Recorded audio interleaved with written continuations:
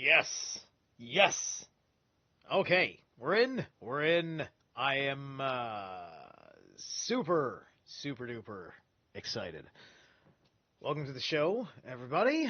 We're going to keep getting it on with Bock Saga tonight. You know what? I had heard somebody post somewhere that they really fucking approved of the new Allegaon record, so I hadn't heard it yet, so I looked at all the titles, and I liked Dark Matter Dynamics, and so I gave it a nice hearing, and I was like, ooh. So, I love when it's not just a quote high energy band, but when they got the sick riffage to really get your nervous system's attention, and all the hairs on your body, pick up, and you gotta shake it off because you've got the vibe check going on. So yeah, that song did that for me, especially just that slick fucking intro with an even slicker transition to the heavy elements, right? Not too many bands open up with that style of a flamenco sound. This whole song reminded me a lot of, funny enough, Nuclear Power Trio, which is the very pro-populist instrumental virtuoso band. And so there is a guest musician who plays the flamenco guitar, and I think they have him makeuped up or costumed up, I guess. Like, it's the Secret Service agent, right? And like the music videos, there's a lore to the band because it's a very pro-Trump band, but in the spirit of America that we would like our nation to be, right? As the authentic good guy. Right? Like, I've never seen them make a song that glorified, some setback that he has made, right? He's had a handful of botches on many a thing, right? I like the way that Styx Hexenhammer, makes his ups and downs on what the government does in general, right? Which demonstrates his commitment to his ideal versus a commitment to the likability of a character. So anyway, let's see here. We're back for some more Bockin'. We're going to be Bockin' around. And I think I want to drop the backdrop. Yes. Okay. So, from this point forward, as I believe I figured out last week, we should be in the clear with the nudity portion of the video. You can see as I see going through all of this, it's a lot of it's a lot of scenery shots and some graphical stuff. And so we're just going to be listening to Eeyore, and we've just got some pretty goddamn perfectly acceptable archaeological fucking images to go over it. So, let's have it.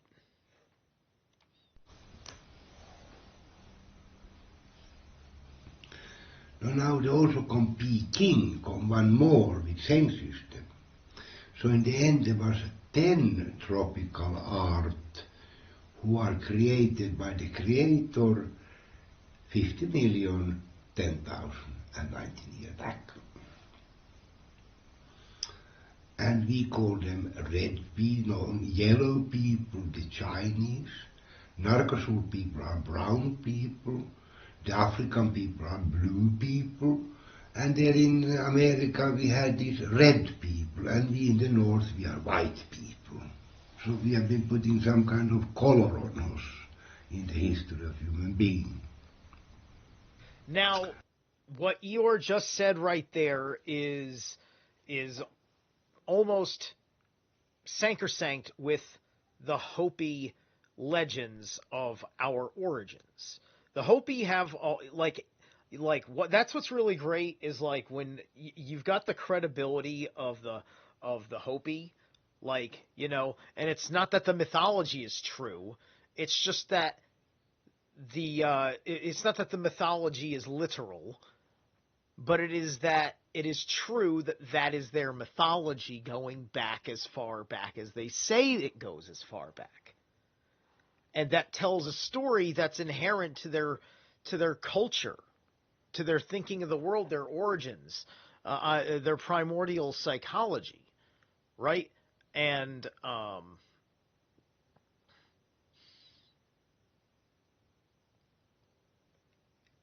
I wonder, with many people doing history, if maybe the big reason why they don't want to talk about the Bock saga under this context of conversation, or perhaps at all, because of how it contextualizes everything, is that, you know, people still can't get over this concept, this idea, that we were all like one thing once. Right? And all bets are off before the Ice Age, right? You can't say that. You can't, right? We just know that there were emergences of persons, and lo and behold, look at the common thread of everything. And how that common thread is just like, why do these themes always end up in these symbolic personages? Right? Why is there always a thunder god, protector of the world, fucking god who's a Jupiter-associated god all over the fucking place? Almost every single fucking culture has their own Thor. And it's not one for one. Right? You know, there's 20 million differences between Indra and Thor. But my point is that that's a very primary fucking attribute of Thor, and then it's a very, very pronounced attribute, if not also primary attribute, of all these other fucking deities. And we look at this scar of the world that is the deserts and badlands that separate people, and I think we have a hard time psychologically bridging the gap. Right? And so I think we look at it like, look, man, people just didn't fucking go much back and forth between North and South Africa. Right? If they were coming from the Mediterranean areas or whatever. You know, or however we've convoluted our idea of all of the history. You know, and make it irrelevant. All the history that may have been lost by other civilizations wiping out other civilizations, who perhaps part of their entire ideology was to dismiss their view of history, and that they were just going to tell you who they were, the conquerors.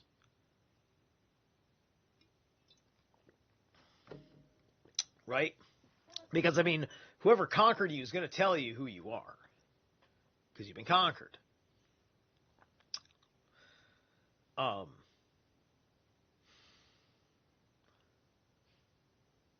But it's a question of, are they working off of sources that at least honor you as a human being by honoring your ancestors who, would have had their own personal, not because I would necessarily particularly hate those guys over there reasons, right? Like, this is what we fucking look for, right?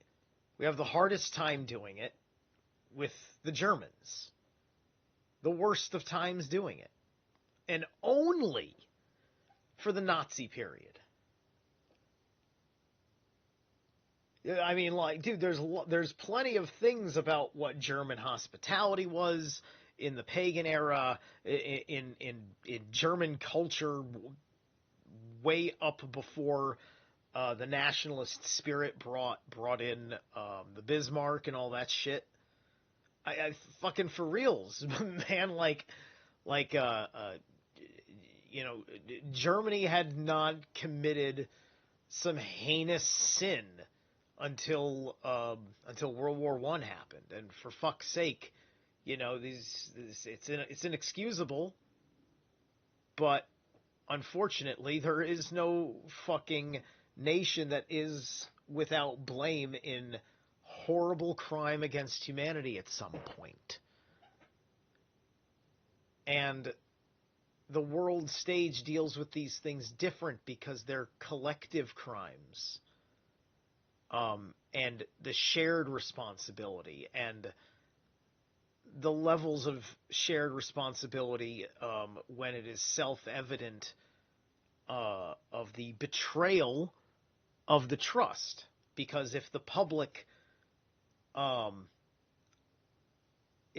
record says things like in their laws, oh, we won't conduct this kind of warfare, right? And then it's found out that you conducted that kind of warfare, and you're on the losing end of influence against the UN Permanent Security Council, who get to govern the world police situation, which includes China, USA, Russia. I think Britain, maybe. Is Japan on the... I don't think Japan's on there, right? Because they weren't allowed to have a military. Anyway, you get it. I mean, I don't think any of the Axis powers were allowed a seat at the table. I mean, for reasons. Good reasons. At the time. Under assumptions. Certain assumptions.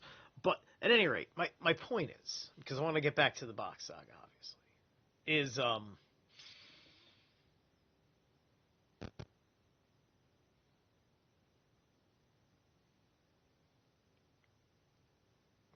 that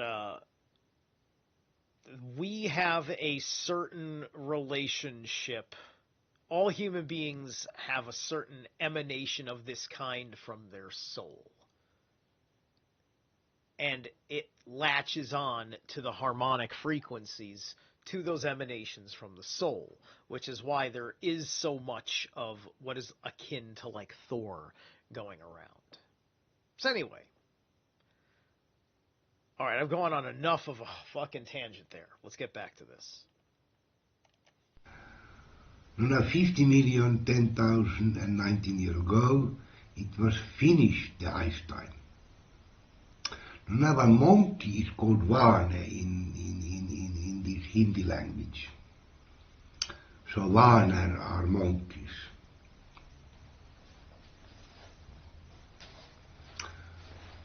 So now, already in Gotland period, they were sending one of the 10 brothers, really it was, to meet this Narkasul there in Puskar. And he's coming like with one whole mountain in his stone symbol in his hand, and he stay in front of the king, and he takes one pall, and he is offering. And his name is Han Udens man, who became famous as Hanuman, like one monkey. And it one period has been existing at least 1,000 years' time. It has been happening. And Hanuman is kind of is one of the that what's really great about Hanuman in the Indo-Chinese traditions there is that he's a very benevolent character, and he's a Martian type character, right? You look at gods like Ares and stuff, and a lot of us in the West, um, it's all the warrior bravado that is quite in the villain territory of things in every respect, right? Because Ares is very restless. Ares needs there to be conflict, right? So when he gets his opportunities, he gets people to pick fights because he can draw power off the wars that the mortals will fight on behalf of the two gods bickering. So that's how he was depicted. And certainly as a Gen Xer, I watched Hercules on television, and that was my introduction to Greek mythology in a manner that was more digestible than how I was able to process information in school. Happening that one of these Nordic gods really personally has been coming to India for to bring down or bring up in their offering system. But also Bud, Arna's Bud was also one of these Hanumans. And they say that even Dionysus was one who after ice time appeared these kind of sperm downbringers or maybe more upbringers, because they were bringing down these domestical animals who this Gubbe Noah had been saving there at Gotland.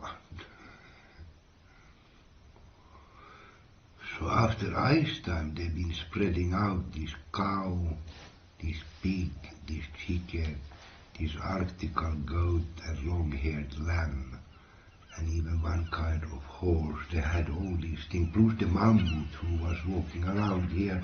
But Noah forget to take mammoth with him, so we don't have any more.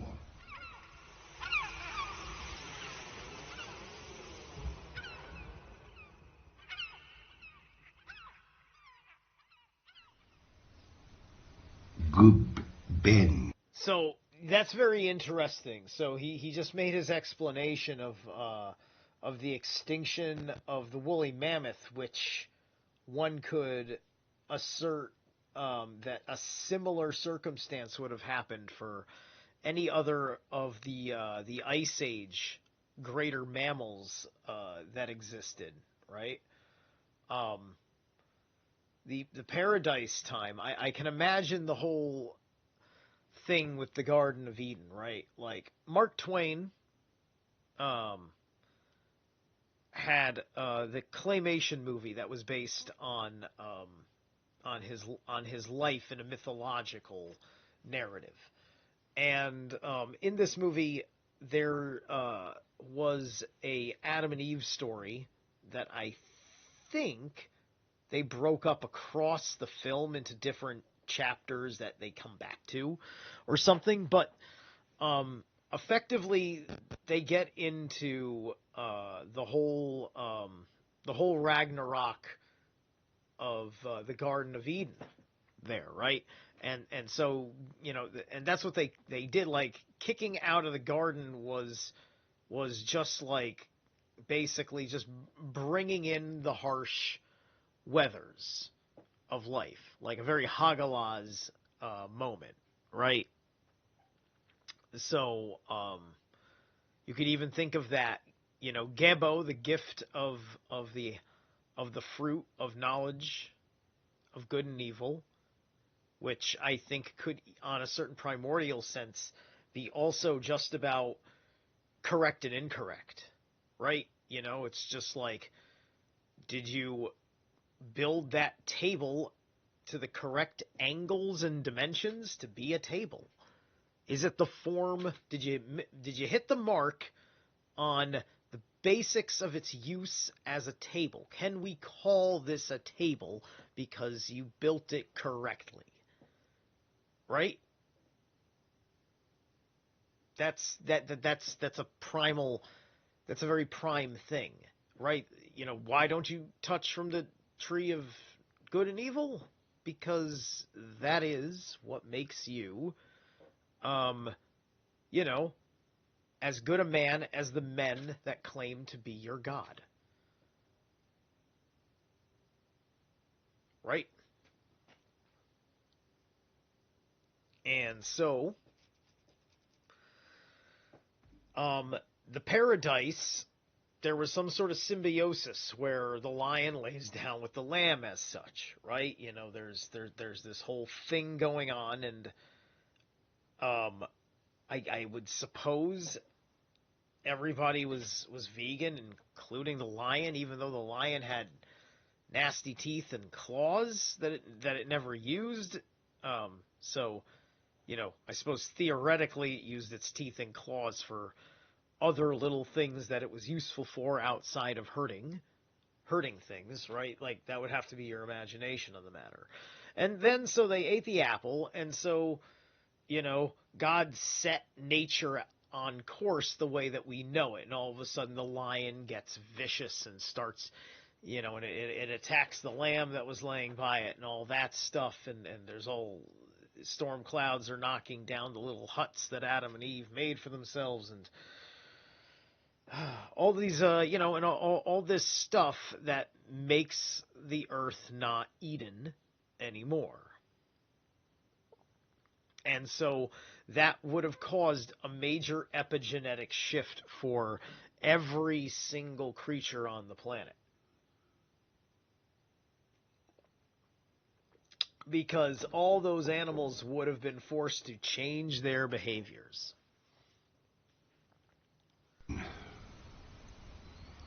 Gum an, Bock ken, Svanen, here's my Freya.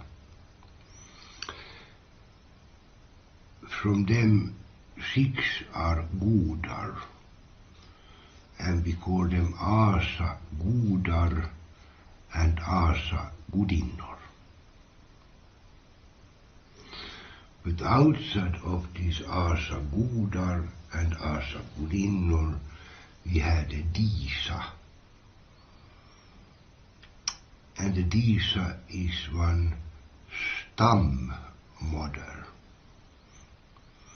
And her children become one ett,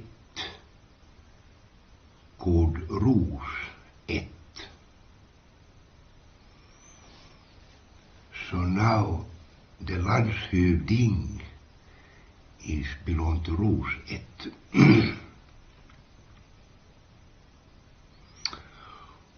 And also länsfru and länsherre.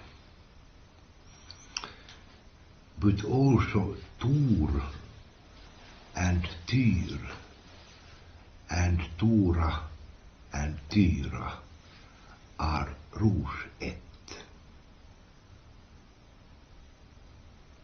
Okay, he just said, if I heard him correctly, he just said Tor, which is Thor, and Tyr, so, you know, Thor, and Tyr. Then I think he said Tira. Hold on a second. I'm going to pull that back a hair for myself here. Where are we at? 2452. Try 43. Tora and Tyra. Tora and Tira, which Tora sounds almost like Torah. So there might be a relationship to the Torah. Or should I just say the Thor-Ra? That would feel better to me. Are Ros ett. So they're Rus et. Which I believe the et means one. So it's like one Rus. So I think this is a family of Rus people. I think that's what he means by that. If I might be wrong in remembering the interpretation correctly. And they are also Aser, because you can only As if you have one mother who is Svan, or one mother who is Disa. So now Tor and Tyr, and Tor Ra, and Tyr Ra has a mother called Dis-et. But Dis-et is the rose-et, the neck rose-et, Dis-et, from the Disa. Okay.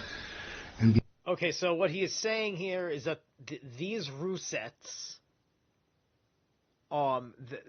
their mother was a Disir, one of the Disir, a Dis-et. Okay, all right. before that, Pa, what is Asnas pole, Ra, what is Asnas Ra, Dis-et. And in this time of Paradis-et, also Tor and Tyr, and Tora and Tyra was two women, Tora and Tyra, who was out fishing for laxormen. And Tor and Tyr was out fishing for mead gods men. Wait a minute. This sounds like he's talking about the same story in Norse mythology, because Thor and Tyr go to one of the Jotuns. It's the same Jotuns that I think later on Thor goes to, and Loki tricks the Jotuns into sucking the marrow out of the legs of his goats, and then he puts his children into servitude under him as compensation for this crime. Right? But here, this is where I think Thor has to wrestle a whale or a Jormungandr. I think it's Jormungandr. So this is like a prior to Ragnarok conflict with Jormungandr's story in Norse mythology, which is interesting. So keep this story in mind unless it starts to fall through and with where they're going with this.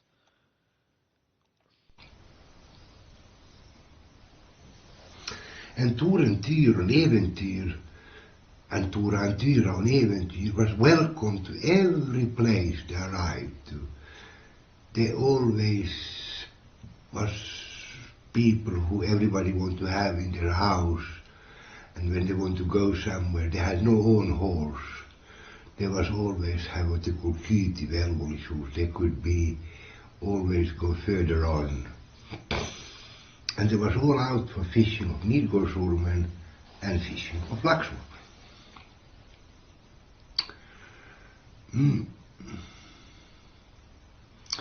Thor symbol was his hammer, but he has also one järnstång.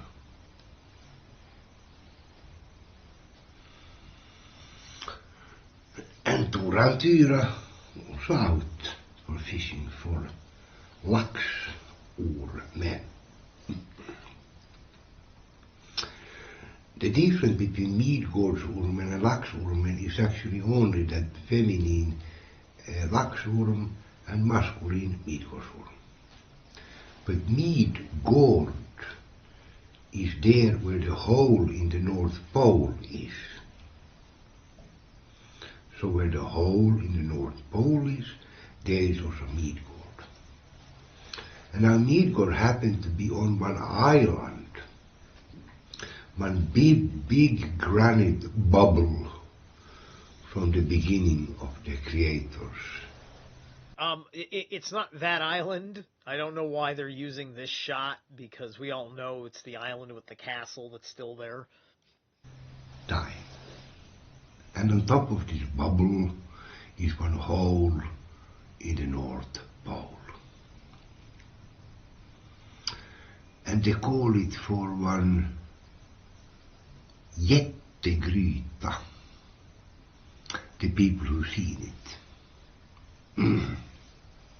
Hiden Kirnu in Van. And if here inland in Udenma has mountains, we can call them for one bergshäll. And bergshäll is always one flat part somewhere on the mountain where you can sit down and give out example information. But if these bergshäll are on the fastland, it's always called bergshäll. For example, Gumböle has one bergshäll and Gubböle has one bergshäll, where now Gubbe and Gumma could show themselves to sit on this kind of natural plateau and look down to the people who was looking up to them. But now on island we call the same bergshäll for klipphäll. And in the middle of this klipphäll is this Midgård with a hole in the North Pole. So above this klipphäll there was building one arch, what was the symbol of the himlavalvet with himmelsgode and himmelsgudinna, Gubben and Gumman. And this place they called Valhalla. Val means election. Hall is the place where the election is taking place, and it's for it's called Valhalla. And in Valhalla is the hole in the North Pole, who is situated on one cliff hill with one arch above. Now down from Midgård you come to Asgård. And Asgård has one arena called Asgårds Arena. And if you stand on Asgårds Arena, you can look into the arch who is standing on Midgård with a hole in the North Pole. If you look above the whole arch, you see the top of the mountain, who also have one plateau, and on this plateau is one tower with one niche. And in this niche is sitting Gubbe, Valgubben Per by himself. And from this niche he can look over Valhalla down to this Asgård, where in the middle of Asgård Arena he has his oldest son. And a halfling from this arena become Nars, who is coming from this different ringland, and they are standing around this half arena and making their question to Ers. And Ers is shouting up the question to the father in the niche.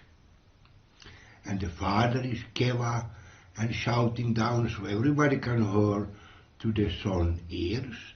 And Ers is personally going to tell to this Narr who was asked the king Ers.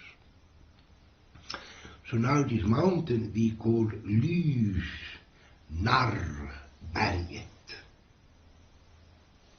And on Lysnarrberget is Midgård, and under Midgård is Asgård with the arena.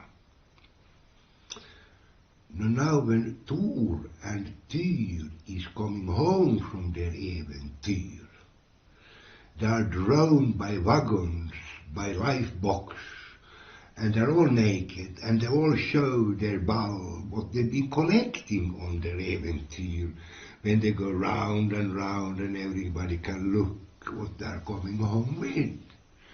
Tyr is coming in on the arena on one pig.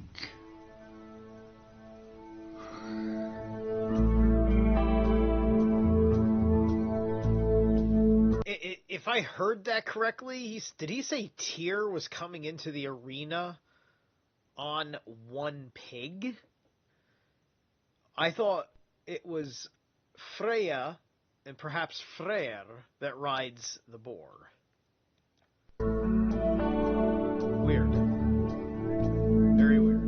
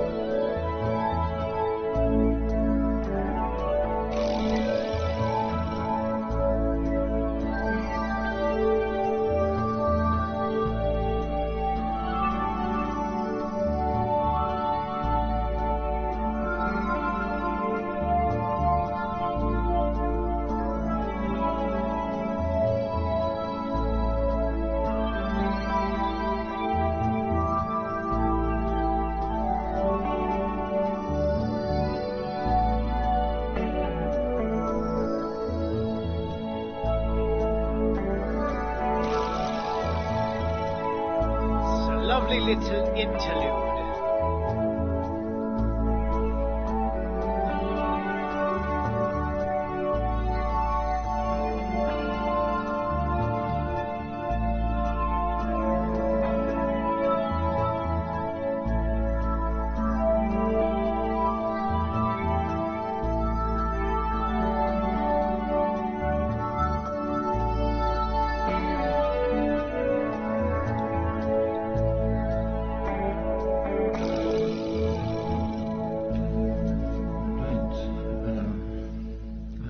Tell about the Viapuri, the history. So, by the way, Leo Nygren has, I believe he's also in one of the other Bock Saga videos that I covered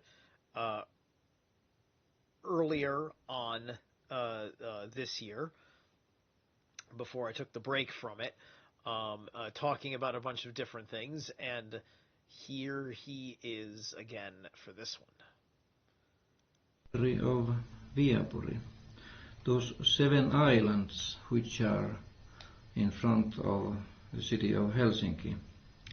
Today these islands are called Suomenlinna, but this name came for them 1921, if I remember right. And the earlier name Sveaborg came 1748, but before that it was called Viapuri. And there were 7 islands, but in these days we cannot see all the 7 islands because one of them belongs to the military installation here, and so it is not being shown in any of the maps today, although it's very close there. And in some cases 2 islands have been joined together, like there was a channel. You know, like, obviously he's telling the truth, but like the fact that that is the truth is kind of astounding when you think about it. It's there's an island right there, but these maps can't show it because the military put a base there. That's making an entire piece of geography not in your books. I mean, like,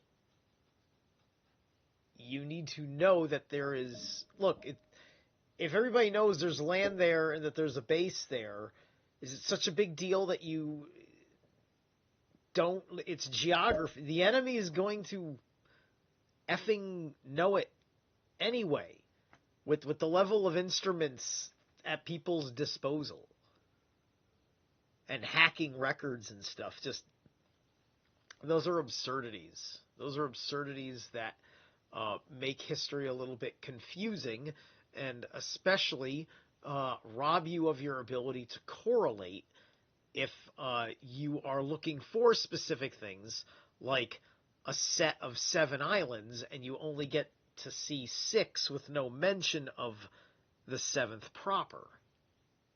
In between, but it has been filled by the so-called Russian time, 19th century sometimes. But these islands are in front of Helsinki, Helsingnes actually. There's the water area which is around these islands is the Cronian Sea by the old name, and what the British historian Robert Graves has been saying, the Cronian Sea, the sea of the beginning. And still the water area to the north of these islands, it's still called Kruunuvuoren Selkä, or the Crown Boris Bay. So the name must be a very old one. And on those islands, through them goes the international meridian line that used to be going around the whole globe. Its actually starting point is right here, and it goes all through these 3 towers. And what is strange on this line is that it goes through the most northernmost point of Europe, and the southern part it goes to the southernmost point of South Africa. And if you look at the world map, it is the most natural line to divide the globe into the east and west. But here are the 3 towers. Here's the Ukkos Tower, or the Himmel God, as we can also say, sky, the god of Himmel, or the sky. And here's the tower. Actually, one second. Let me take a look at this map real quick, because I think there's a slight detail missing. Southernmost point of Europe, and the southern part it goes to the southernmost point of South Africa. Okay. And so if I pause right here, right, this has to go and it has to wrap around the back of the world, right? This is a projected flat map, right? Working. If you look at the world map, it is the most natural line to divide the globe into the east and west. Okay, so he might be right. As I look at this right here, right? That is, yeah, you know what? He's right. Because if you look at how this is divided, all right, there's the tip of Russia, there's the tip of North America. They look like wings, actually. The world looks like wings this way. And these are like 2 wings coming down like this. Right? And then maybe that's 2 wings like that. It's like a butterfly or a moth or something like that. This is like an ink blot test. This is like a Rorschach ink blot test here, right? But yeah, that is fascinating. And something, I've always kind of corresponded the what is it? The Sistine Chapel, God and Adam touching. The way that Russia and Alaska are trying to touch is very interesting. How it kind of parallels that painting. But anyway. But here are the 3 towers. Here's the Ukkos Tower, or the Himmel God, as we can also say. sky, the god of Himmel, of the sky. And here's the tower of Lemminkäinen, and here's the tower of the king of the Moonbocken Balder. And as we start the trip here at... Now, is that the same? Is that Lemminkäinen's temple?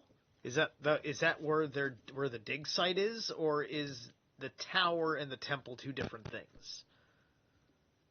That's what I don't remember. As he's talking, I'm going to take a look at that for a second. On these islands, we come first here at the Moonbocken's Towers place. There is church in these days on that place, so that those towers are not there anymore, of course. But there was the tower of the Moonbocken Balder. All these towers, they were made out of round stones. They were covered with white marble, and they were 4 stories high. Moonbocken Balder was living in this tower. He had clothing, blue clothing with a golden yellow belt. And it's being said that the colors of the flag of Sweden was taken out of his clothes, 1248, when the King of Sweden was visiting him there at the Kajani castle. But anyway, he had such a beautiful clothing, and he was living right here. This was the highest point on this island, which in the olden names, this is the King's Island, of course, because he was the king. So this is King's Island. And then if we cross the bridge, we come here to this center part where the Ukkos Tower has been. And that is a very strange place. It was on that base rock, and it was the same kind of a tower otherwise, but those white marble plates were still covered with gold. So it was golden tower, and Ukko was living there. And all these towers have been made on a base rock, which is very old here in Finland, about 2,500 million years old, about. That's what the scientists are saying. Just below this Ukkos Tower is also what we call a Valhalla. There was a kind of ansatz, a small drop from the upper part of the base rock, and there was the Valhalla. There was the Midgården also, and on that Valhalla there was the arch made out of mortar and stones, and under that arch was the throne stool of the Ukko, where he could see to the arena, that was Asgård Arena, which was in front of this tower. And just close by, very close by to the tower, was also the North Pole, or the North Navel, as we people here in Finland are saying, because the Navel, it was a hole in the base rock, which was the exact spot of the North Pole at that time, before the Ice Age. Now it cannot be seen because there is a museum building that has been built right on top of it, and it's all closed for us. But that hole on the ground, or the hole on the base rock, has been seen by the king of Gustav Vasa of Sweden, and also Peter the Great from Russia. They came to see the exact the place of the North Pole. There was also the pole, which was taken off from it 1748, when this military base was being built here all around. But that was the center point, and that was the point where this meridian line that goes all around the globe started actually. And all these three towers, it went right through them, and they are right on that line. And here we have another island which is today called Kustaan Miekka or Gustavsvärd.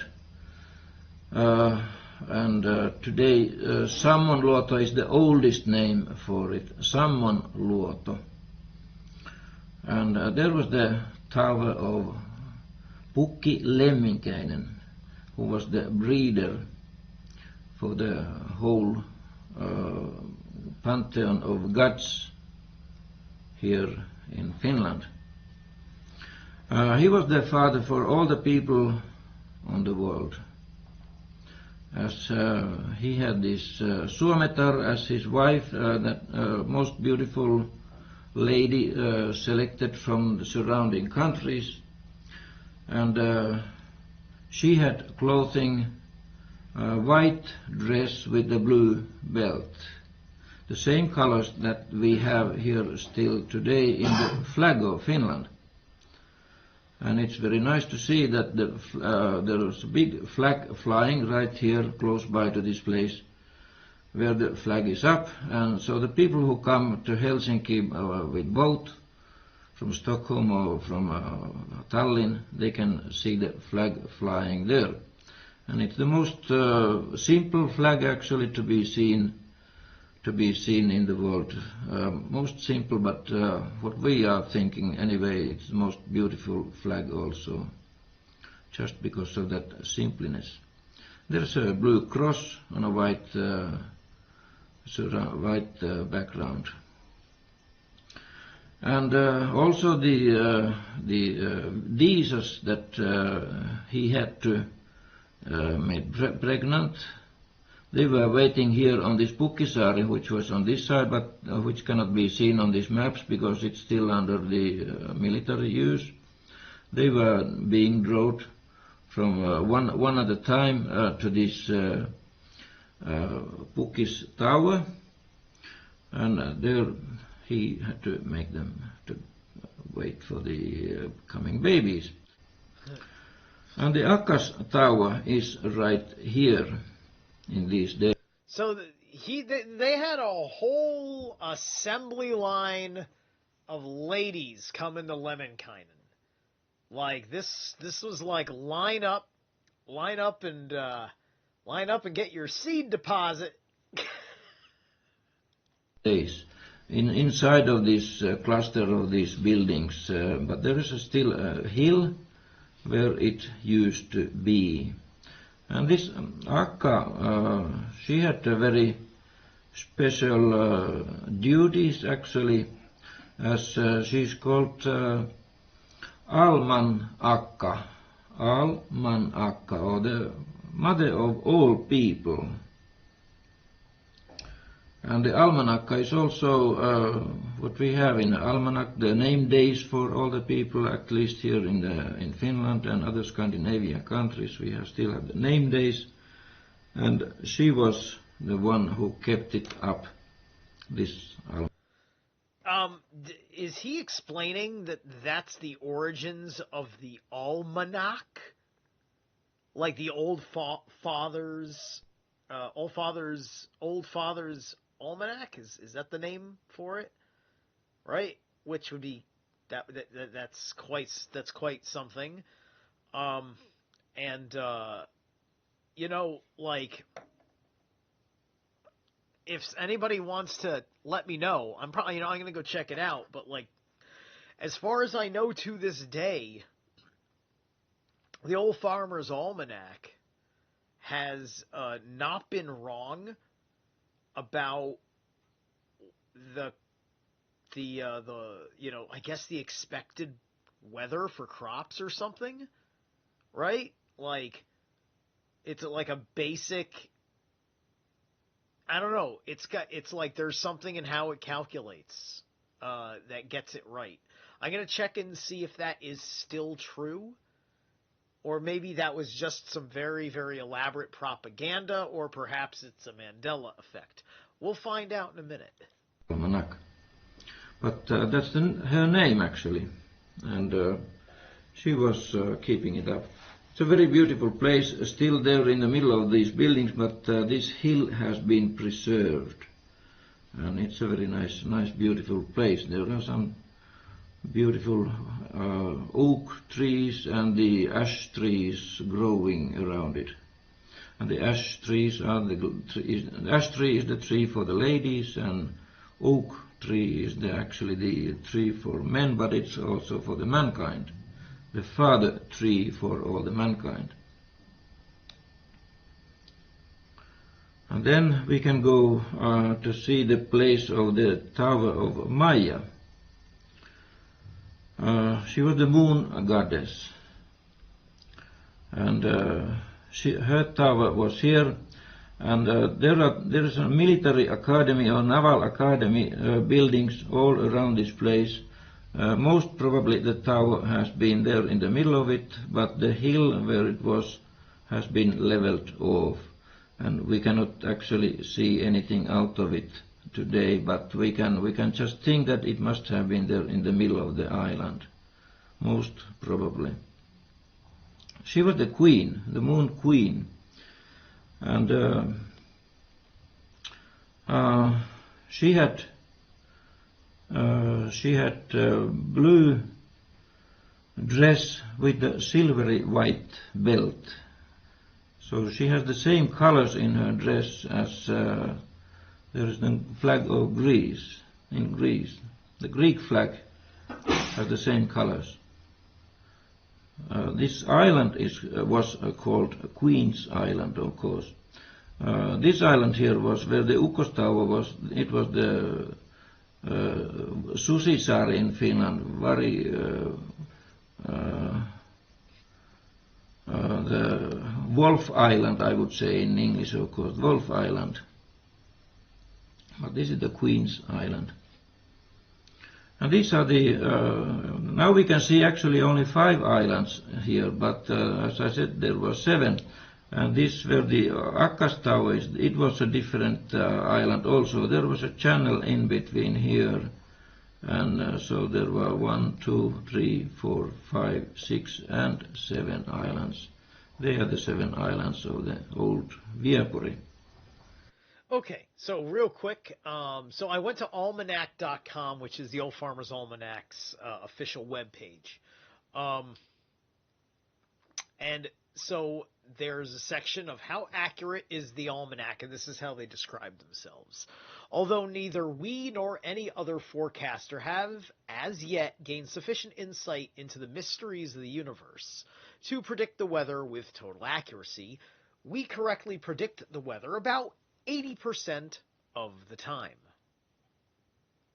So if that's true, and they've been around for generations, 80% of the time is at least good enough to tell us if we're supposed to do things like expect major droughts and things like that, right?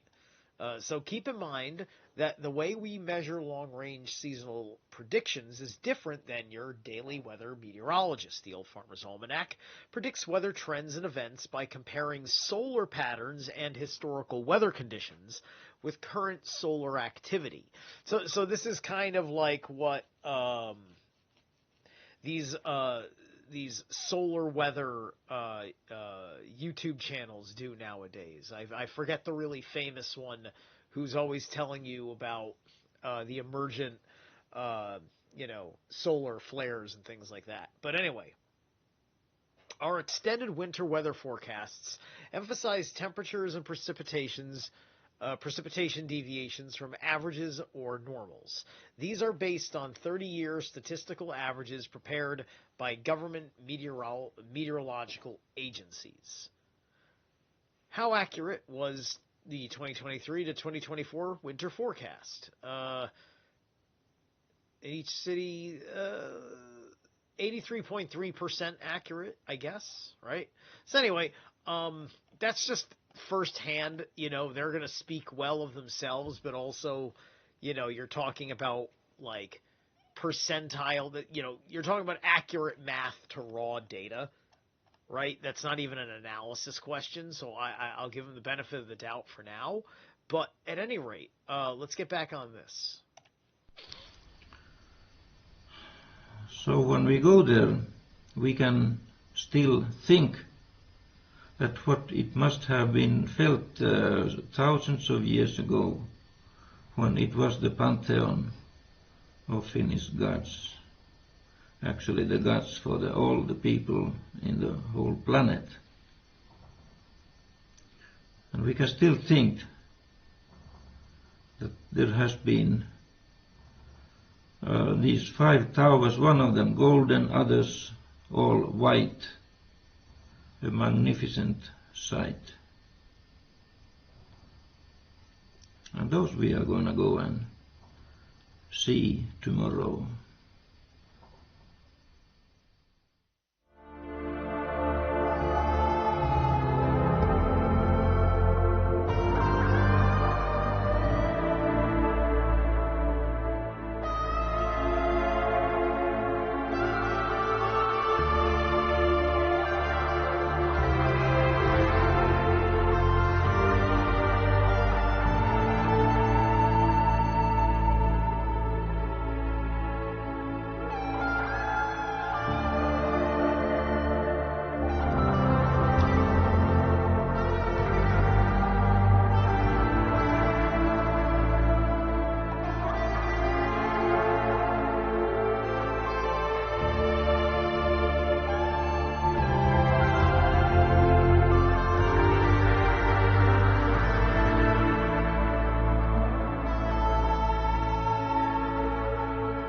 Anyway, yeah, I was saying star forts, right? These are star forts.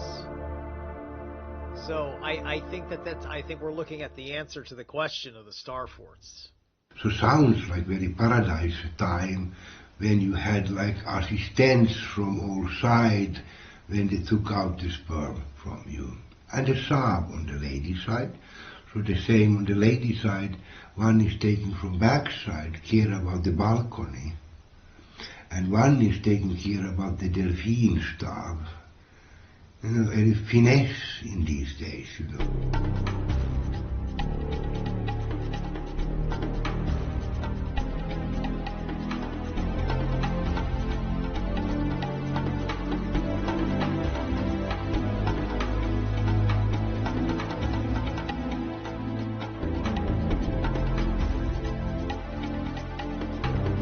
So there's a little bit more than an hour left to this whole thing. I think we're gonna go for the long haul, and we're gonna try and get through the whole thing.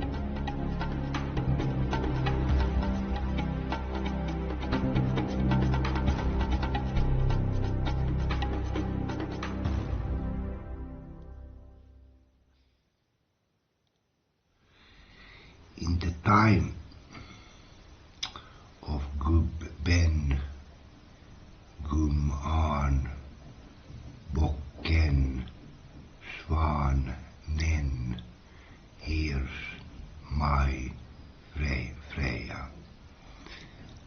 Och dis ett, in the pa, ra, dis ett. It was before the pole shift, more than 50 million, 10,019 years ago.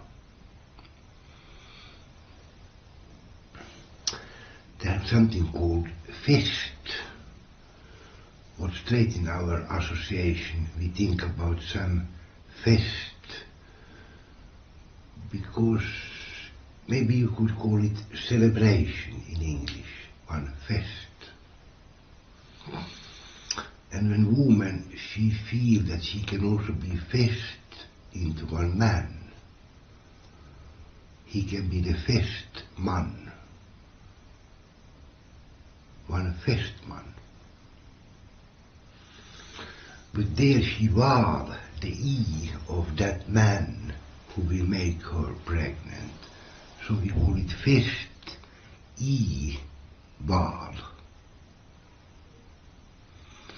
And in the festival, these men who had ballans and become breeders are standing on pedestal when the woman to choose which she liked, but she had no right to speak with the man, only choose from the physiognomy in paradise time. But they had also something called kar, ne, ekens nordstjärna, val. Kar, ne, val. And carnival they still even have in Goa today. They have carnaval, I think. But carnival has been existing before in Goa, because if you go Goa, you can go to one carnival. That means that these Gati boys are dancing, and in their dance they have to be so attractive, so one car is choosing, one car is val, this boy, in the car ne val. Now also the car had to dance, because there is one radia who is choosing from their dancing car in the carnival.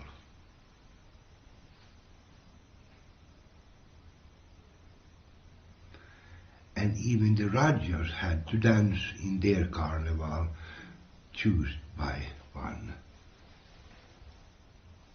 nar. Or on the female side, the sea enar in the carnival.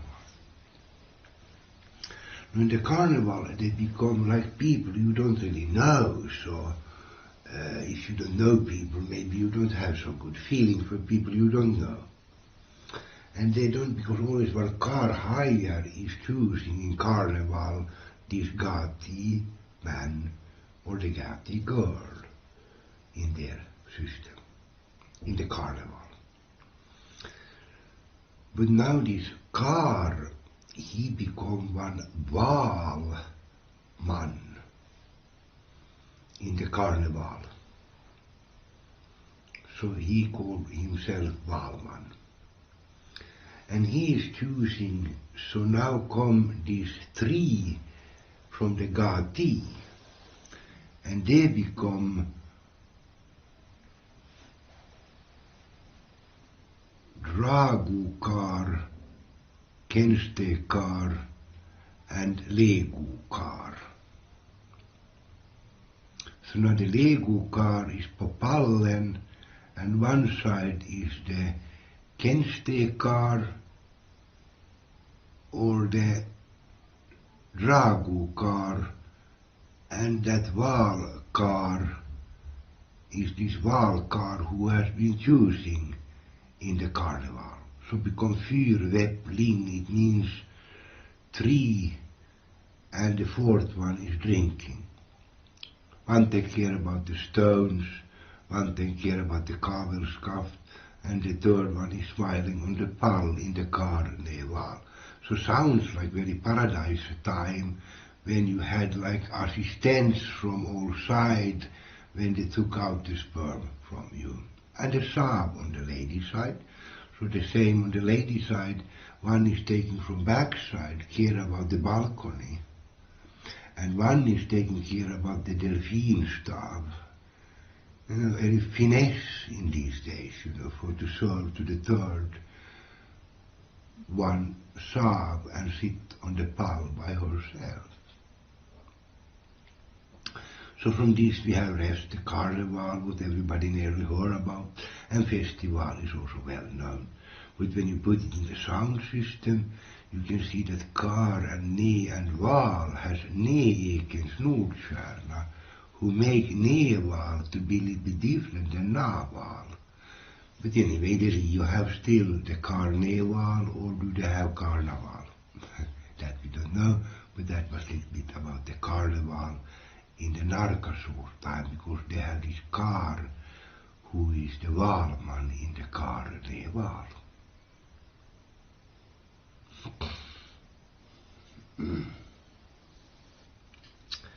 Now, in this fyrweppling,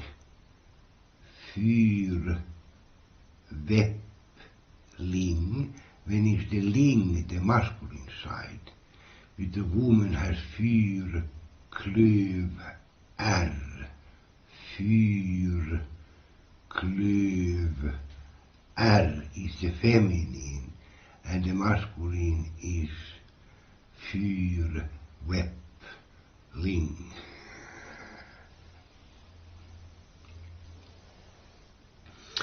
Now, if you don't know so much, these people may be not so good feeling, so now they could make one finesse that 15 boys could sing canon at the same time when this fyrweppling is going on. So it was like inspiration for the fyrweppling, this canon. And canon was divided in 8, 3, 2. So the dragoman who takes care about the kavelskaft, he has the first 8, who is draken, masken, draken, masken, draken, masken, number 1. Number 2 is draken, kroken, draken, kroken. Number 3 is like one Q in the alphabet, it's one ring with one pole, so we are draken, kuken, draken, kuken, number 3. And number 4 is Bock, because that kavelskaft is one Bock. So come draken, bocken, draken, bocken, number 4. Number 6 is draken, necken, draken, necken.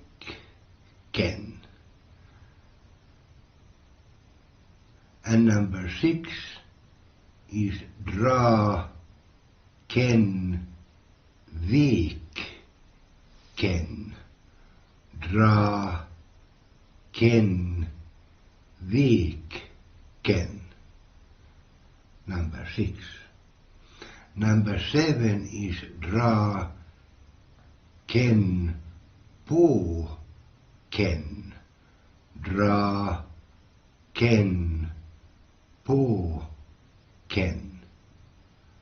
And number 8 is draken, staken, draken, staken. So there are 8 different, but now the tjänsteman, he has 3 different. Draken, säcken, draken, säcken. Number 1 for the tjänsteman. Or draken, påsken, draken, påsken.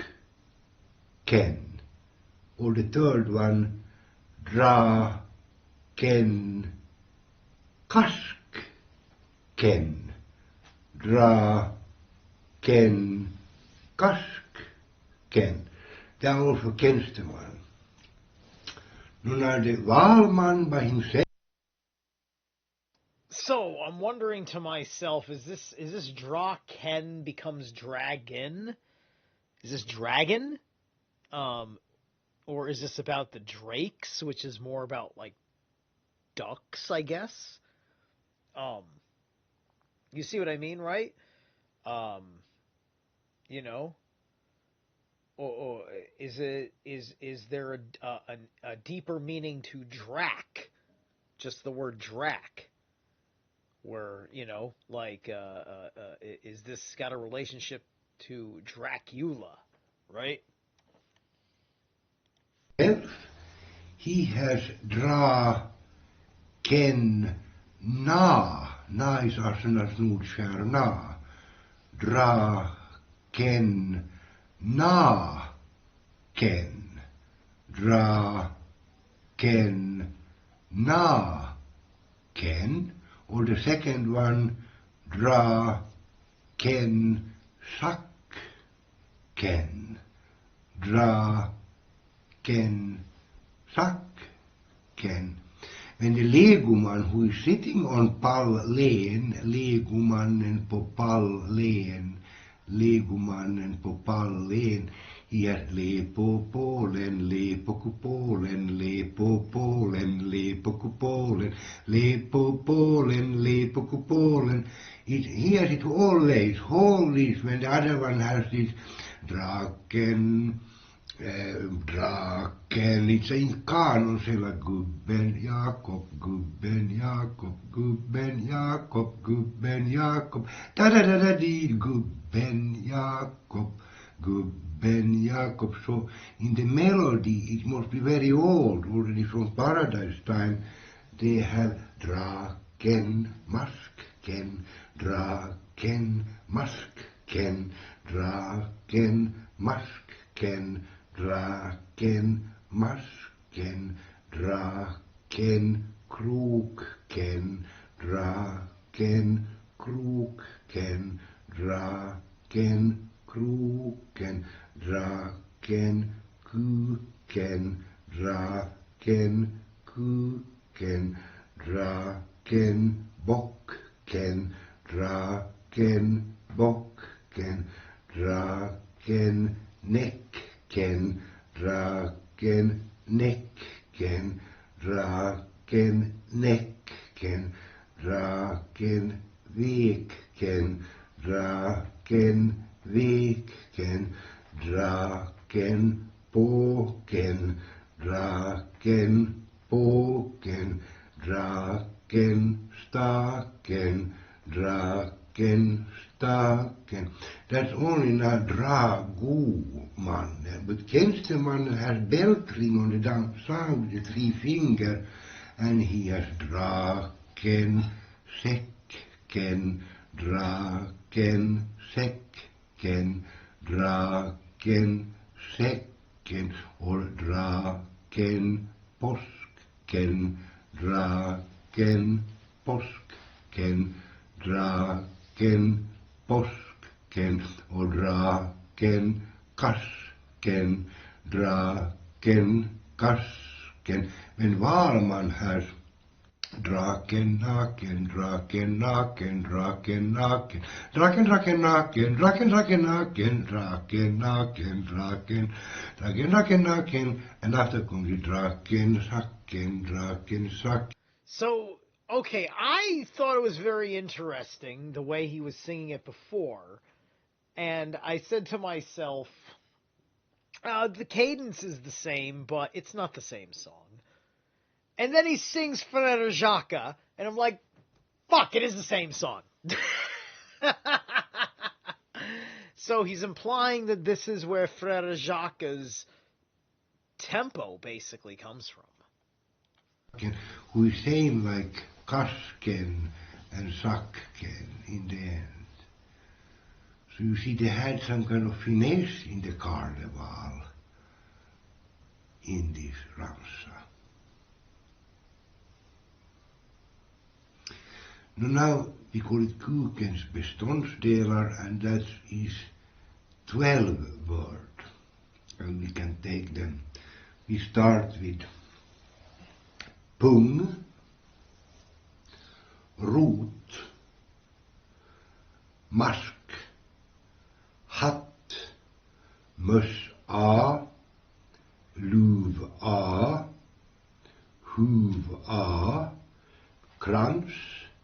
ring, vek, stav, kolv, and pung. But you can go the other way around, and the other fold is pung en, kol, ven, sta, ven, vek, ken, ring, en, kransen, hu, van, lu, van, mus, an, and hatten, mask, ken, root, ten, and back to pung, en. Now you divide Kuken's beståndsdelar in 6 different stånd. So you have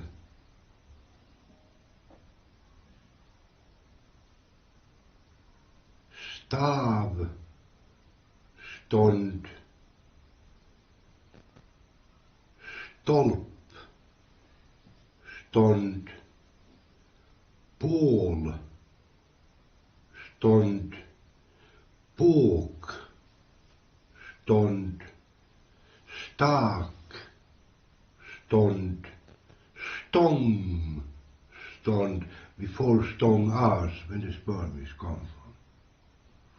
But now you can also put them with mus, a, luv, a, huv, a, mus, a, luv, a, huv, a, all end with a, mus, a, luv, a, huv, a. Or you can have stolp, pål, båk, stak, stång, stolp, pål, båk, stak, stång. They end with e, stolp e, pål e, båk e, stak e.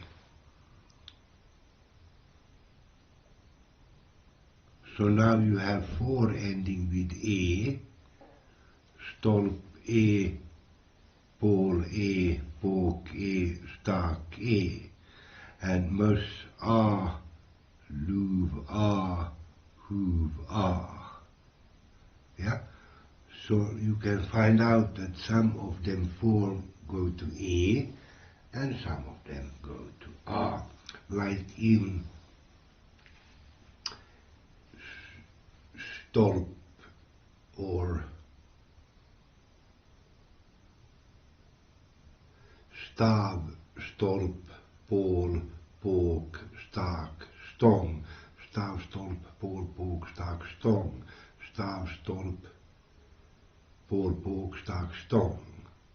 But only stolp e, pål e, båk e, stak e, end with e. And now you can have one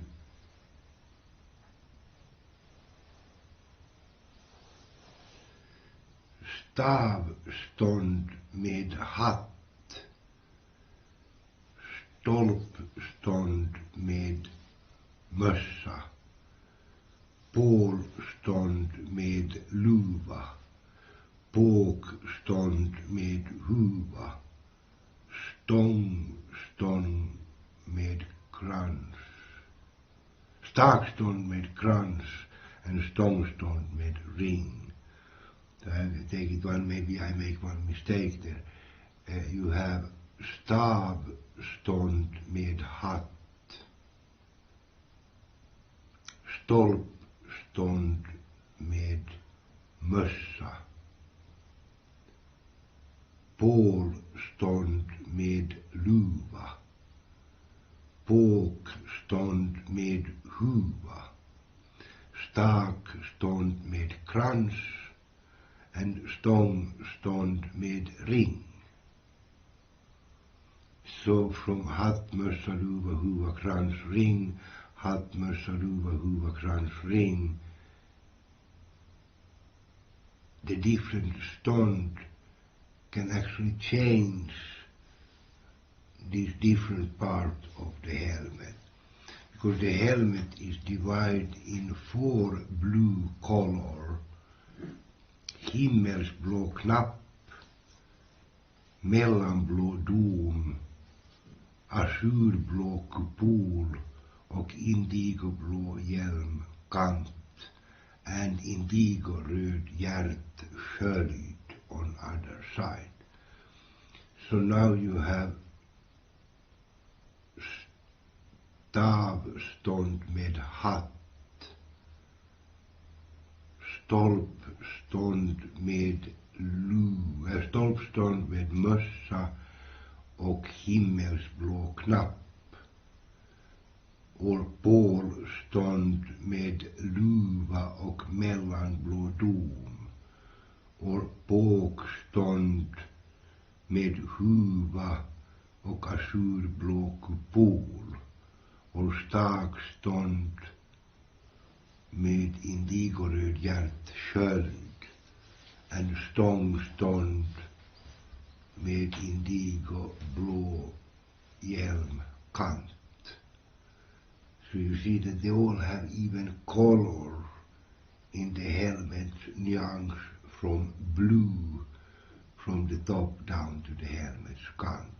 All are belong to what we call kukens beståndsdelar, where everything seems to do from the carnival time, where they had this kanon with this kensteman, legoman, dragoman, and valman.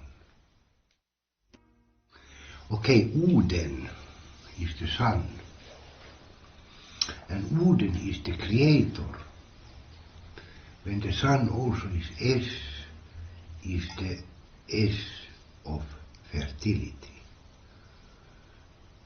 So fertility is S, solen, but solen is also Oden.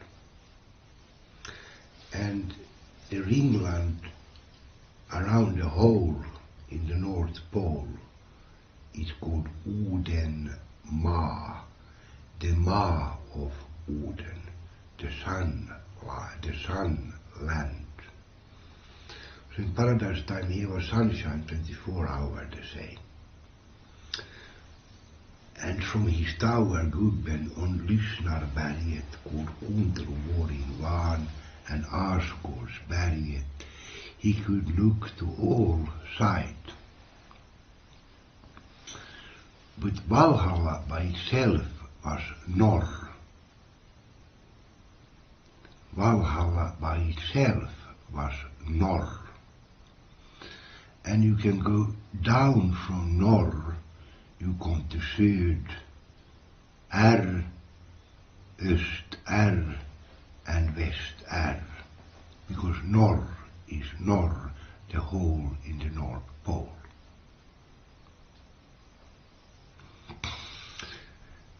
So now Norr has 3 roots.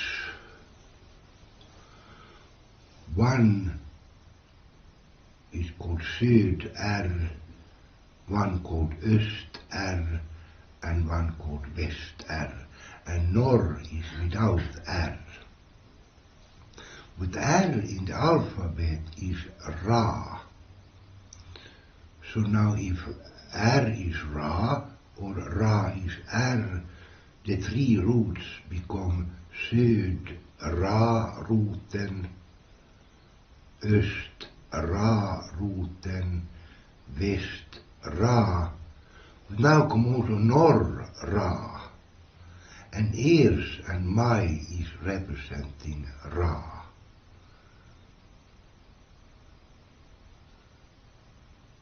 And from there come these 3 Nor, Norr, Na. The 3 roots of Yggdrasil.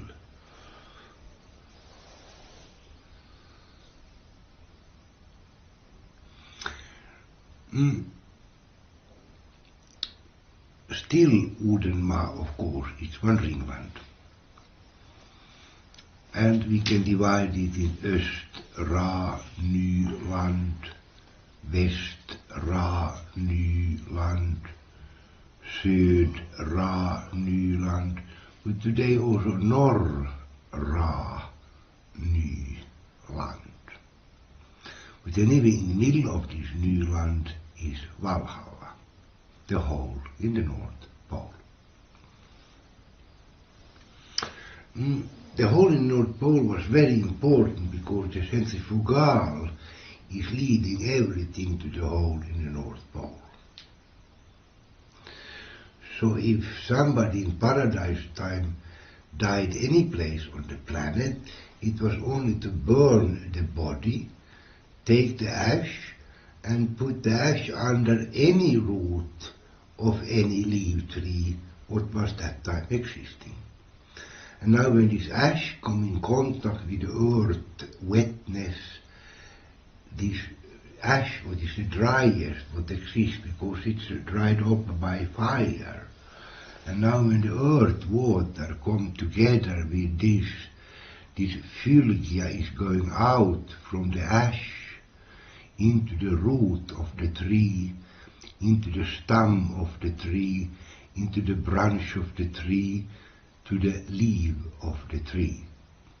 In root we call it root, stam, gren, kvist, and löv. And löv is the leaf. And now we are in form of sav inside in the leaf, same like the woman can offer her sav for the coming child of the swan. Same name is inside in the leaf. So now the sun strålar go through the leaf. The strålar is taking out the sav, so now the sav is leaving the leaf and go out in the atmosphere, where the centrifugal power is bringing all this fylgia to the hole in the North Pole, to Valhalla.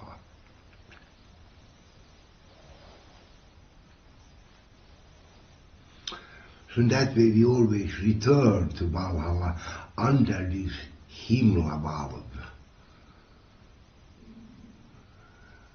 in Valhalla.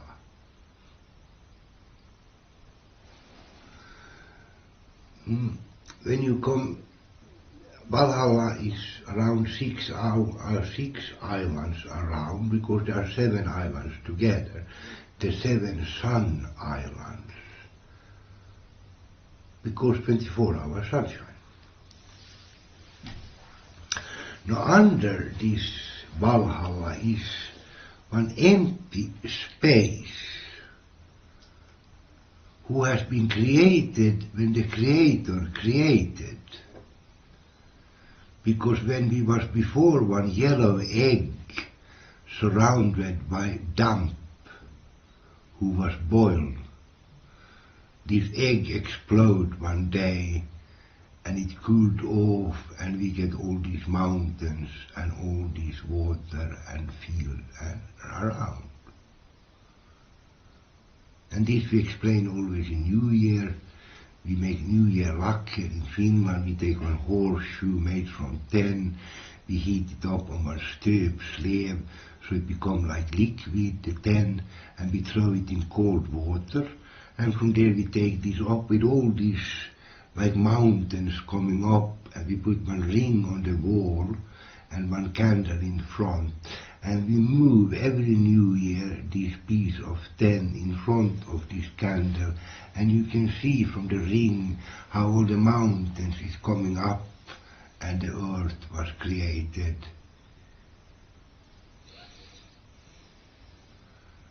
And now in the top of the pole becomes from the centrifugal power one cone-formed open space called Manala in Vaan.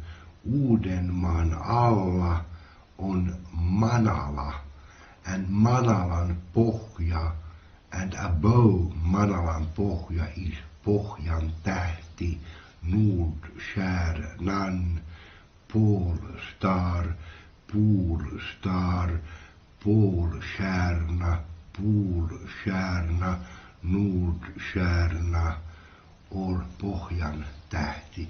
One star who is just above, who doesn't move in the same way as all the other stars, so still today even fishermen know where is the North Star.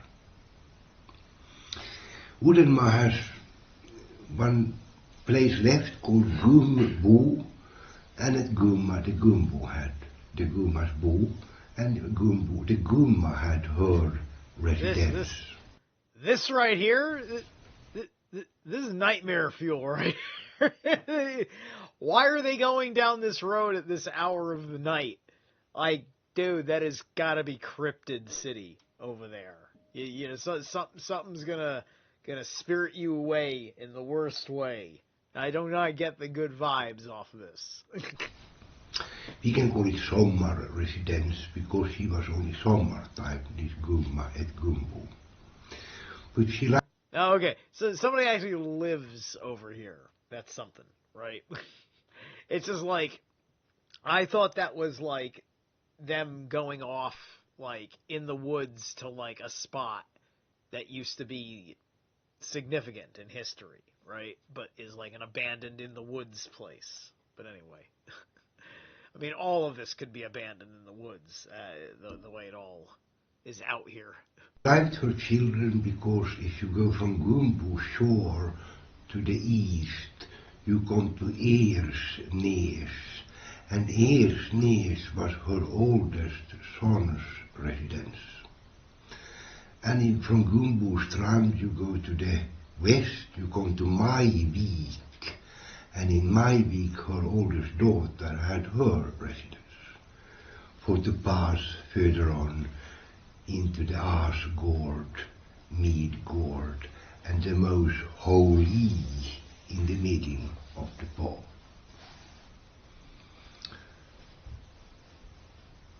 Also still we have Rase Boerge och Rase Boeri on Persö in Finland, where still can remind about olden day when we had Gubböle, Gumböle, Gumbo, Ersnes, Maivik, and we come from Maivik.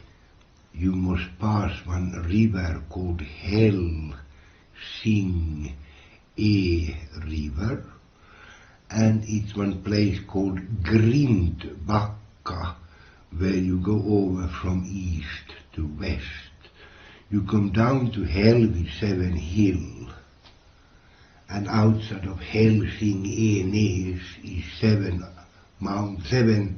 islands, and the middle one of them is Odensö with this clip hell with a valve called Valhalla Valve, and the Asgårds Arena where these gladiators and gladiators are coming in triumph. But for us, of course, Thor and Tyr was coming, and Thor was drowned by one masculine goat, and Tyr, he came after on one pig, according to the story. Yeah, Tyr comes in on a pig in the Bock Saga. Very interesting. And Thor has one goat in the Bock Saga. Very interesting. But Thor and Tyr have like this companionship to them. Right? There's a very kind of like Gemini kind of vibe going on with these two. On the other side, we have Revval,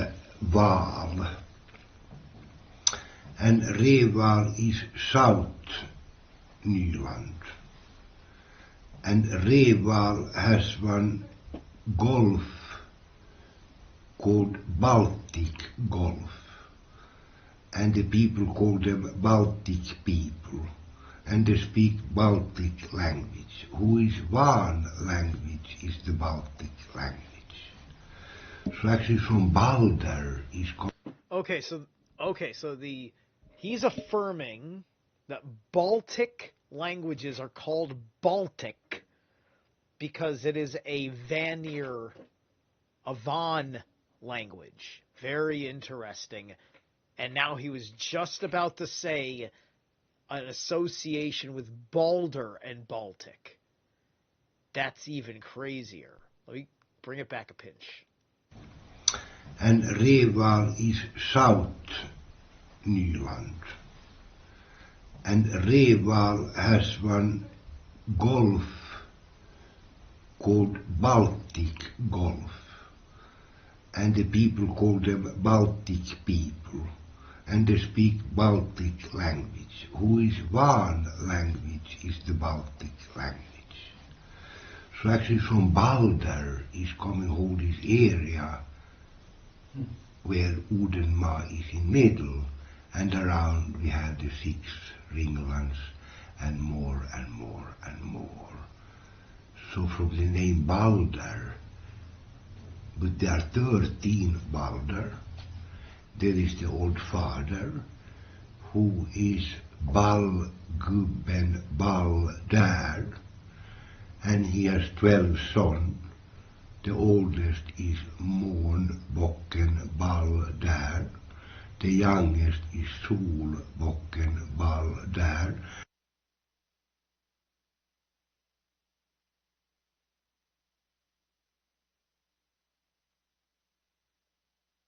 This is like the whole royal family, right? With the 13. I think that we're looking at here what would, after the Paradise time, like, this is the earthly lords, right? These are the human lords of the earth. Thus, the balls. This is literally, like, if you can pin to these deities men, it would be these men. And these men are also related to the man talking to you right now. Balbuck and Balder. So, now Balder is a sky god, right? And so Bal would be at least for the Norse, would be then a sky god term for lord, as opposed to Freyr, which would be an earth god term for lord. That's what's making sense to me, right? And so at a certain point,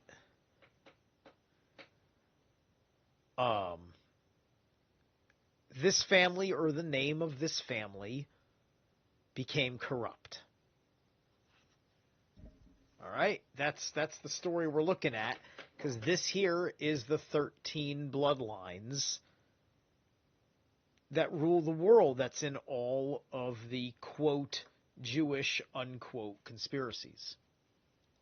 And the 10 Balbockar are also Bal there.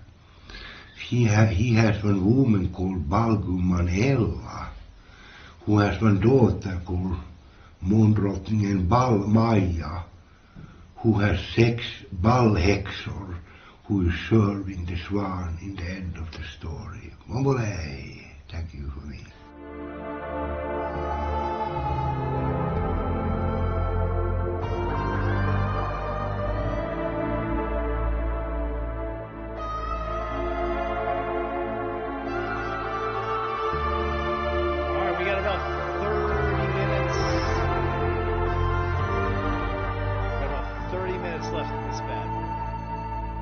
So I'm pretty sure that Lemminkainen Tower was here at the temple. So I'm pretty sure it's the same thing, because when I did my search, that's what popped up.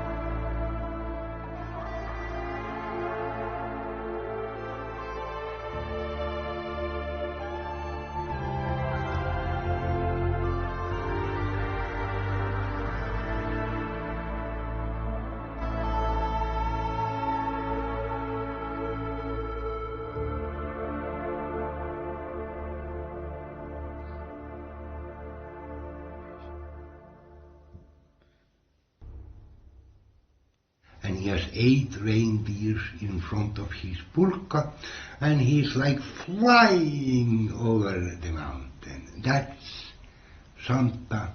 Santa comes from Finland, and Santa is the most well-known of these gods what we have.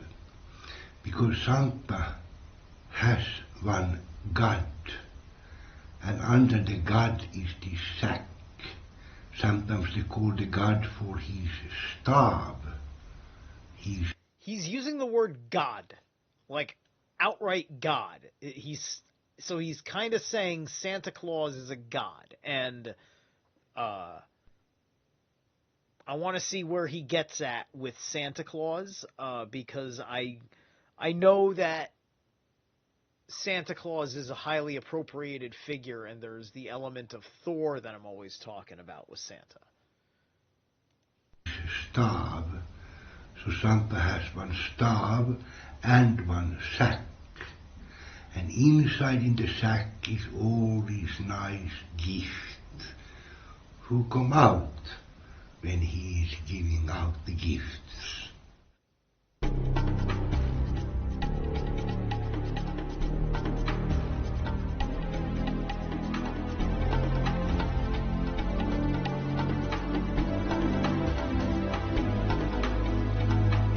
Alright guys, this is it. The great absolute story of Santa Claus, I think. I think we're about to get the Santa Claus mythology. Let's hear it. Let's hear it.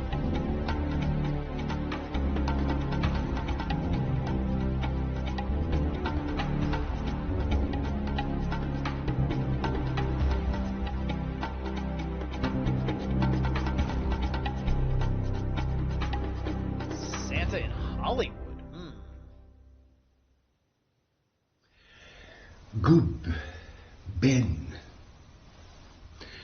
Gum, Arn, Bock, Ken, Svan, Nen, Ers, Maj, Frej, Freja. Gubb can be gubböle, and gum can be gumböle. But now we have one gubbmask, one gubbmask. And one gubbmask has always röd toppluva med vit brembord och tofs. Så gubbmasken, gubbens mask, har attribut kod röd toppluva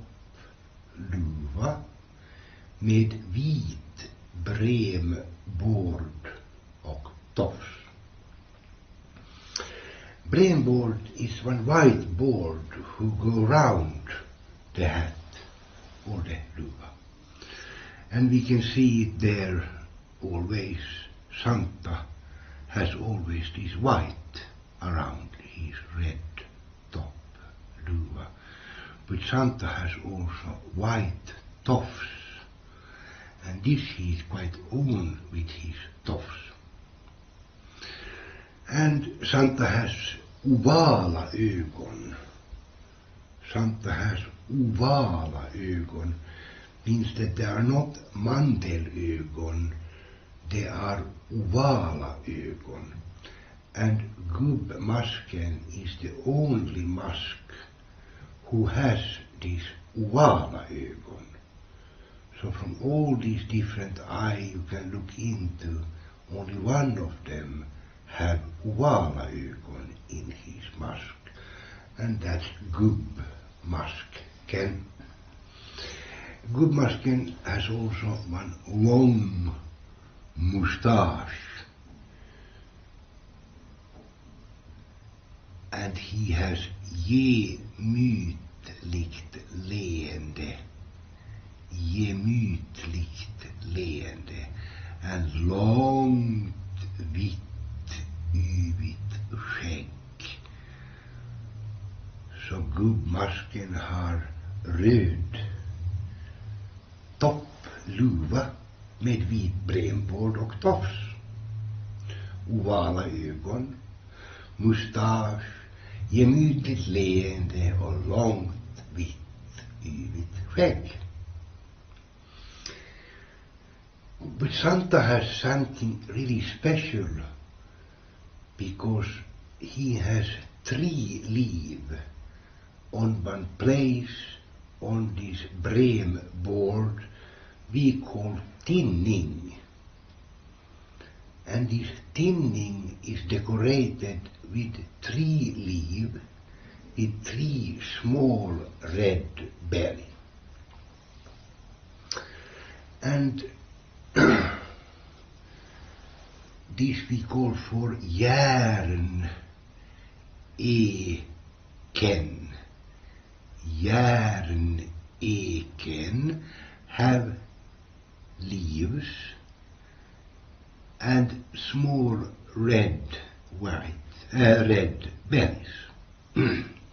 As you can see there on this tropical Santa. Also English have it.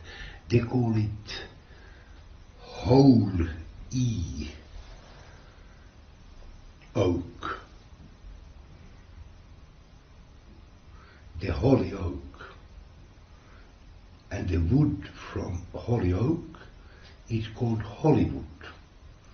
And Hollywood has been producing and giving out this red hat with the white brainboard and the white toffs.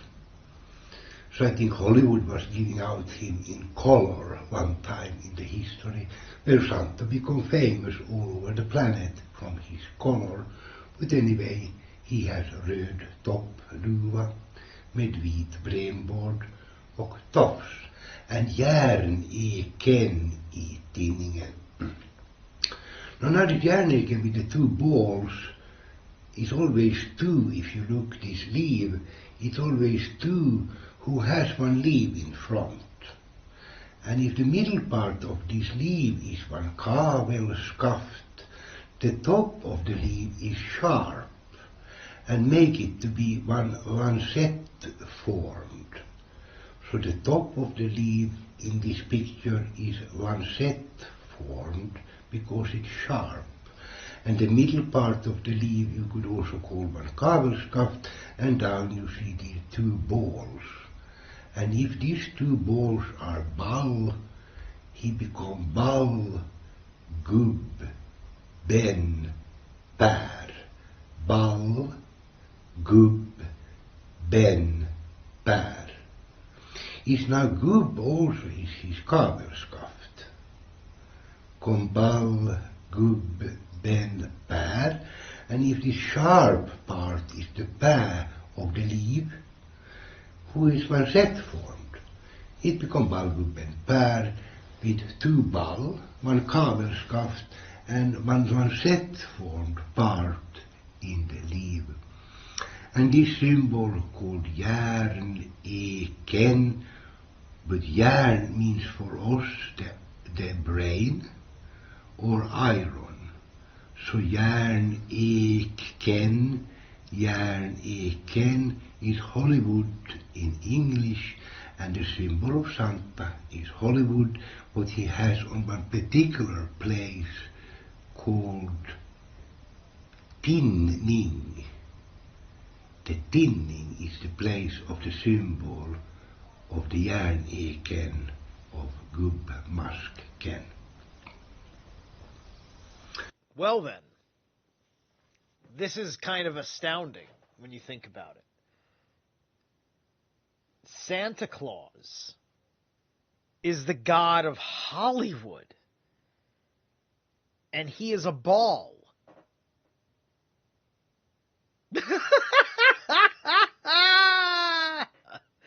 Wowzer.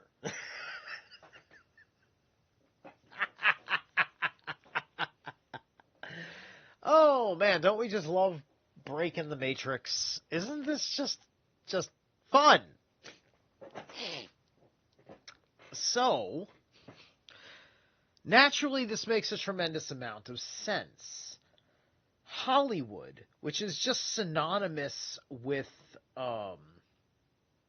I suppose the art of mesmerism, which is good under certain circumstances, especially when you're asking to have some time disarmed to be entertained, which is based on a high trust society allowing you to accept that you are not under threat by anybody around you right now, right? And this is also a sign of how you are being perceived, can perceive yourself, etc.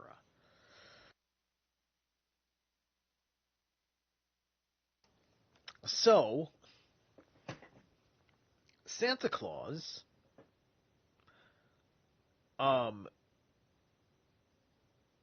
is one of these deities.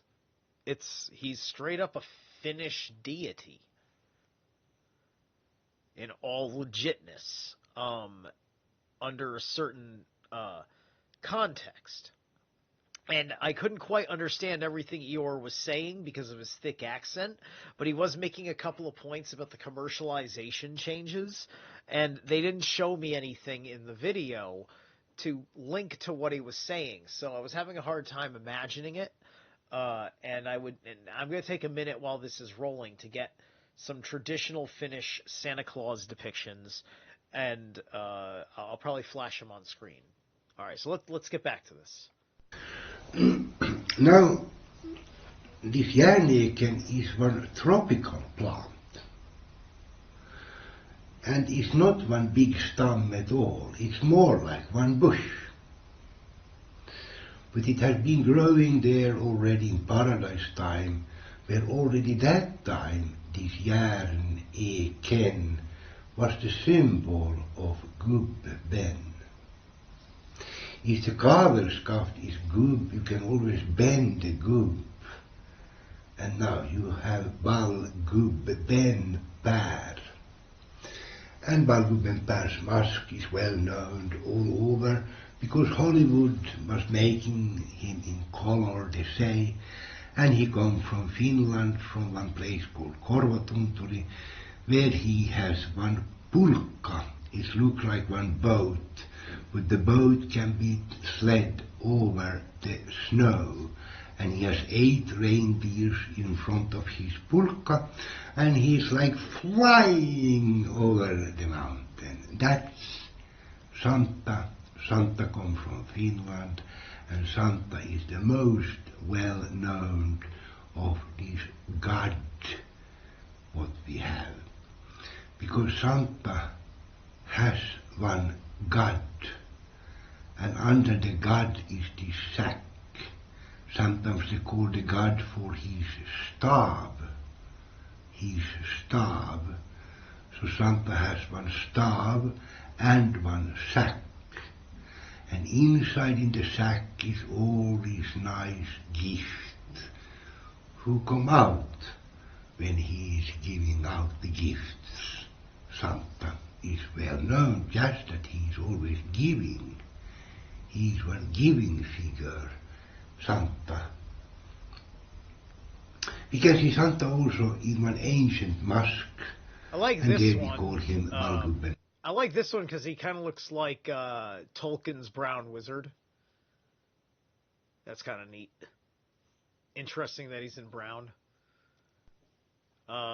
Yeah. So I just did the search parameters of Finnish traditional Santa Claus art in DuckDuckGo, and so this is what I've been getting. I'm trying to just click on the ones that look like they might predate or be not related to modern depictions until I've nailed down exactly this particular look that Eeyore is talking about. But let's get back to it. Pär. And Ballgubben Pär or Ballgubben Pär, we have next picture här.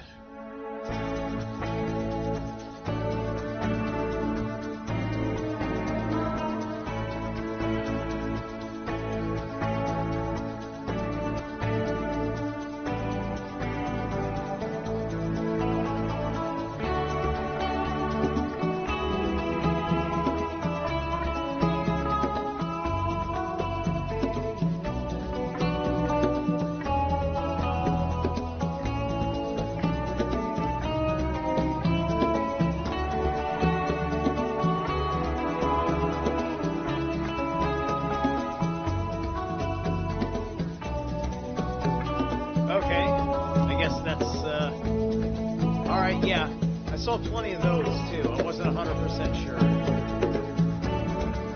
Because that's pretty darn on point with regular Santa Claus.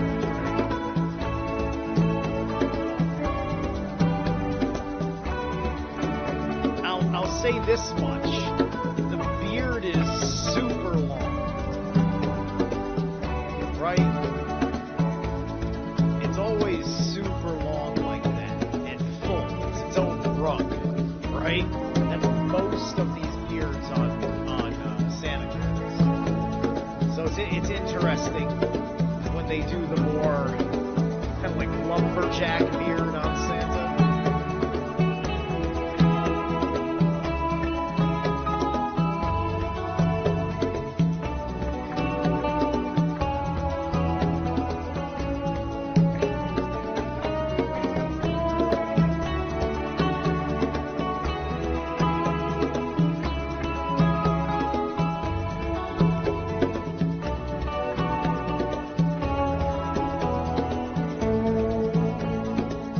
Right, yeah. Obviously, right? If he's a buck balder, he's a breeder. Look at his cap. You can see it right there on his head. That's the spear, not the club. So, obviously, the chimney, he's got the sack, he comes down the chimney, right? He is that, he is like he's a force of the libido. That makes perfect sense. Dragon Road Hell. Ooh, love the title. Gubben, gumman, bocken, svanen, ers, maj, Freja. Ballgubben Per, Ballgubben Per. And here we see Ballgubben Per. He has one lancet-formed helmet. And this helmet is same like his röd toppluva, but now this helmet is made from metal. But he has also the knop. But he has also one I-vinkel, one I-angle in his panna, in his forehead. And on his tinning should on other side be this järn eken. He has his gubbmask or gubbmasken on, so we can see his gubbmask. He has ovala ögon, so you can see his oval eye here, and you see his ears who go inside, and from ears come his eyebrow, and connected to the I-vinkel's edge, symmetric on both sides. Right. Well, so like, yeah, this thing here, this is like this is I believe this is Balder, right? This is Balder, but this is also it's Balder here in the Bock Saga, but I believe that this is normally Freyr, or Freyr is also depicted as in the same kind of way, right? And there's an important meaning behind this posture in fertility, and it's meant as an example for us in the manner in which we do certain things to regulate our sexual energy. He has one nose and big moustache, gemytligt leende and långt vitt skägg. He is Ballgubben Per, and his maka is Ballgumman Ella. But now this is the picture of Ballgubben Per, who can also be ballgubben ball där. Ball, gubb, ben, ball där. So now he is ball, but now if the kabelskaft is gubb, you can so bend it, it come ball, gubb, ben, ball där. Ballgubben, ball där, ballgubben, ball där, because där is the ball. And the kabelskaft, we call gubb, and you can bend it and come ballgubben, ball där. Ballgubben Baldur's helmet is lancet-formed. That means this helmet here has one form of lancet.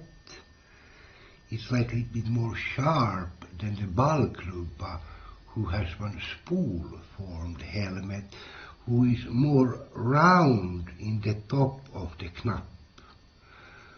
So ballgubben Per, he has one lancet-formed helmet with a neck and a vek with the I-vinkel, who start from this neck nipplar on both sides, and from these two neck nipplar go up hard angles, and these hard angles edge with the dome and the knapp. So he has himmelsblå knapp, mellanblå dom, azurblå kupol, and indigoblå hjälmkant, but indigo-röd hjärtsköld.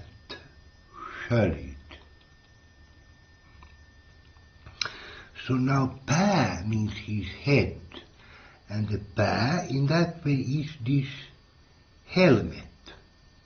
And if R come out from the pää, become pär, ball, gubben, pär, ball, gubben, pär, or ball, gubben, ball, där. Now he has one ball lance. That means that this is completely straight. One ballklubba has kurvig rygg, has krökt rygg. Means that he has like one krökt rygg if it's ballklubba, but this is one ball lance because it... Okay, alright. It's the difference of like the guy whose erection curves and the guy whose erection is straight. So that's a part of it, as well as the shape of the helmet, which would be either, I forget how he described it, but the club shape, and versus the lance shape. It's completely straight with the root, the kolv, the stav, the mask, and the helmet. The pää with R, kom ball, gubb, ben, pär. Ball, gubb, ben, pär, or ballgubben, ball, där. If you now compare the helmet with his youngest son, called Solbockenbalder. Now we have him here, but we see only his face, so he is only Solbocken. He can be even Solbockenball, but if you don't see his ball, he is not Solbockenball där. But you see from his helmet, who is also one toppluva from metal, but no white bremboard, but decorated bremboard with nässkydd. Solbockenbalder, he has one Bock mask, and here we can see his Bock mask. with bockögon. You can see his eyes, his bockögon, his bock eye, and you can see his bocksmile. Okay, so he's saying that this is actually a mask that's part of the helmet. Okay, that's interesting. It's very interesting. That is just a very interesting choice, because you would think that you see the faces, or you would see or this character, you would see his face, but apparently he's wearing a mask.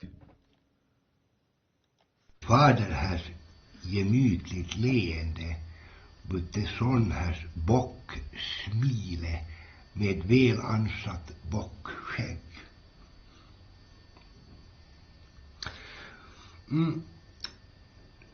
Now the oldest of these brothers, or the oldest son of him, is called Månbocken Balder. And Månbocken Balder we have here. Månbocken Balder, he has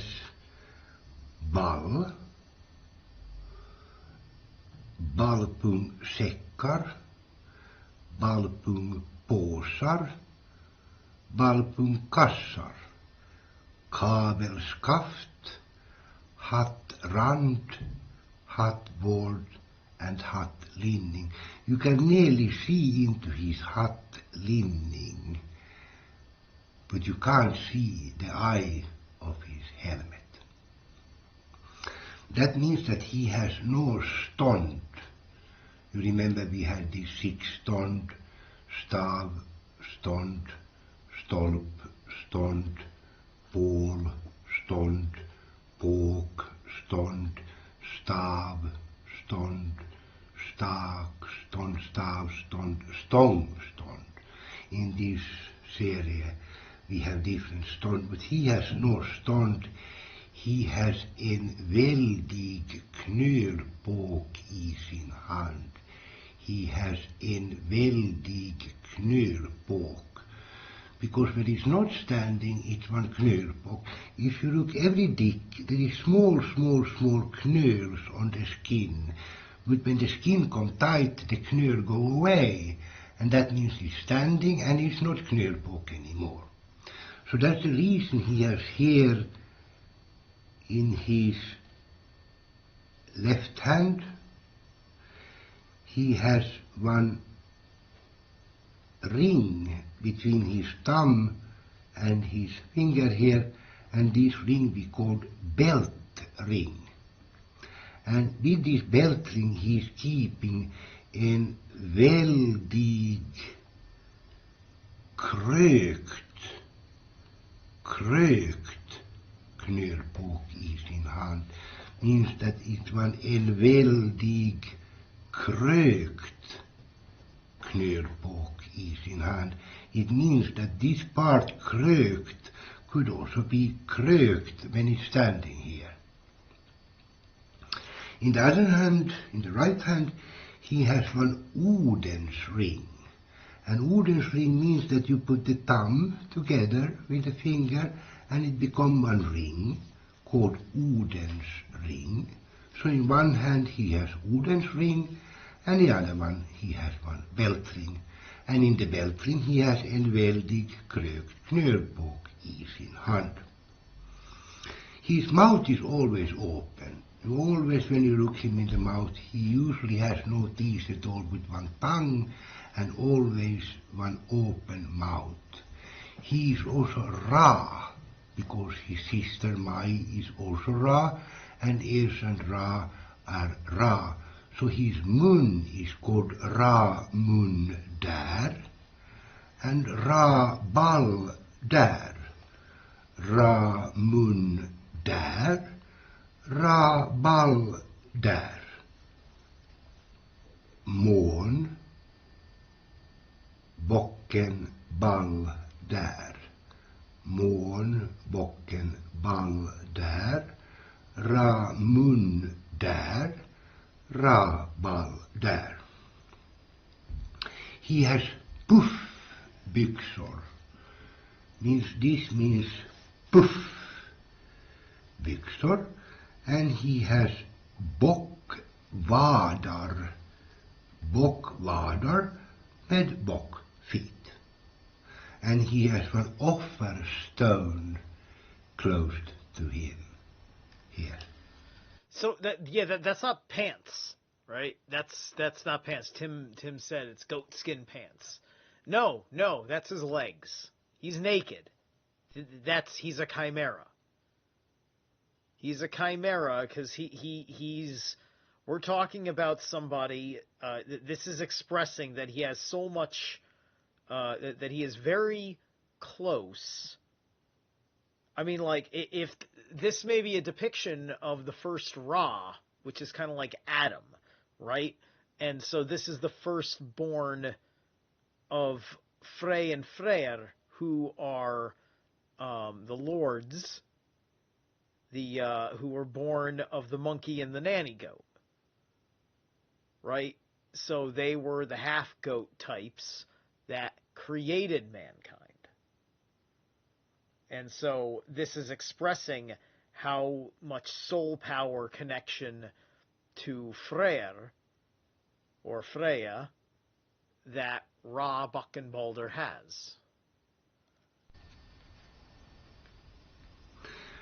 And this knölpåk we can also see in one picture from Gotland, what is many thousand years, because here we have Månbocken Balder ridande på sin vindhäst Spolenklubban, insvept i sin mantel med puffbyxor, bockvadar and bockfeet, med en väldig knölpåk vid sin sida who doesn't stand. You see that it's go down. He has his mån mask in front of his face with round ring eyes and nose, ögonbryn, nose, mustasch, open mun and hullinghake med tveuddigt pipskägg. So here you can see him riding Månbocken ball där. Månbocken ball där. Ra mun där. Ra ball där. Because this can be one ball if this is the non-standing en väldig knölpåk vid his sida. But you can also see this ball like ballpungsäckar, ballpungpåsar, ballpungkassar, and kavelskaft with hattrand, hattbord, hattlinning. But now if this Spolenklubba is stånd, means that it's standing, it gets straight away one krökt rygg, they call it. He become like krökt, and krökt we can see here now. Now become his standing dick with the krökt rygg. And you can, if you take away his mask, you can even see one part of his helmet with the himmelsblue knapp here. And he has on, I think, something called mössa, because you can't see his hjärtsköld, means that he only show his doom, or not even only doom, I think only knapp, when he has his stånd in this direction. So now we can see that when we compare the stånd, one has one C-formed, the C-formed dick, and the straight prick. So if you have straight one, it's called prick. And if you have curvy one, it's called dick. The dick is one ballklubba, and the prick is one ballans. So now you see that good. Whoa! Hold on! Wow! So, dude, you can't you can't just. Dick actually means a specific kind of penis.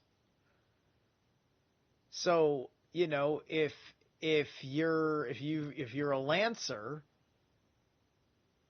right? you got a prick. I'm never calling my unit a dick ever again. And now I understand why calling someone a dick is an insult. It's implying that you're shooting blanks or you are below procreation. Ruben Per, he has one ball, Lans, when his oldest son has one ball, Klubba. In front of Monboken Balder we have his sister, and she, Maja, has long klänning. She has hög barm, even sometimes yppig barm, and she is crowned by one laxorm turban,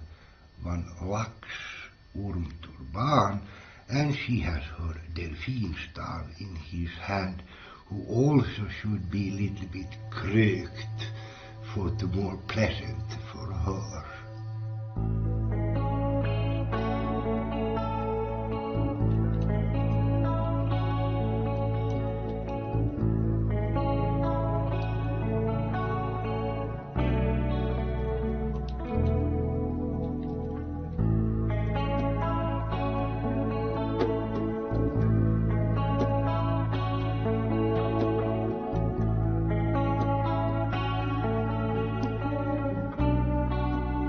That's it. We did it. We're done. We got through the whole shebang, the whole sheboygan. So,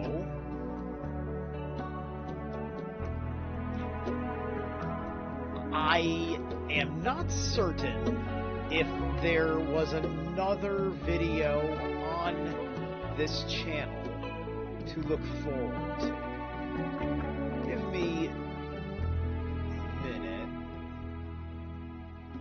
want to let you guys get it all the way to the end. I mean, I think it's just going to end on this picture. Yeah. Yeah, okay, so if I go to Vainamoinen Mythology, let's go to playlists. Right?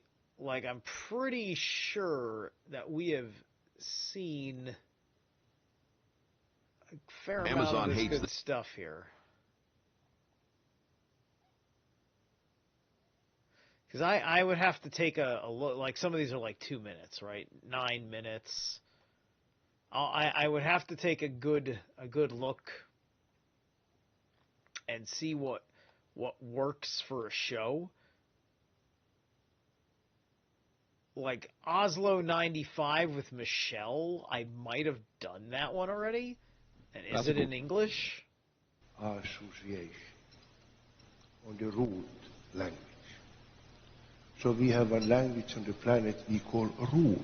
That's not Michelle, though. Straight root? What could that be? That's Eeyore. Where all this happening is taking place, from where people are coming into existence on the planet Earth, I think and from that's there roll out in one system to populate all this ball. The first power they talk about is hell. And hell is the North Pole before ice time. Right, so, yeah, so this is, all right, so that's going through the language. I'm just taking a quick look here to think about the next show, if there's going to be one. Tonight is my turn to speak a little bit. Okay, this is Kevin. But before I continue with the saga, I would like just to... Let me see here. Inside 1 kilometer high wall hole in the ice, Altland is. Now all those people outside of the ice, we get new systems on the planet. Before we were one Asien met Odens visdom som gjorde bocken till en bramen, en god man. You know what? I feel like I'm going to be able to get something out of these. All right. We're going to do the Michelle and the Kevin Woods Oslo 95s. We're going to do those. All right?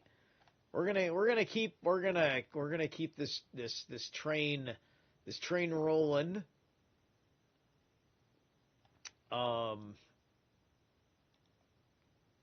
So yeah, let me see here. Whoop, there we go. All right.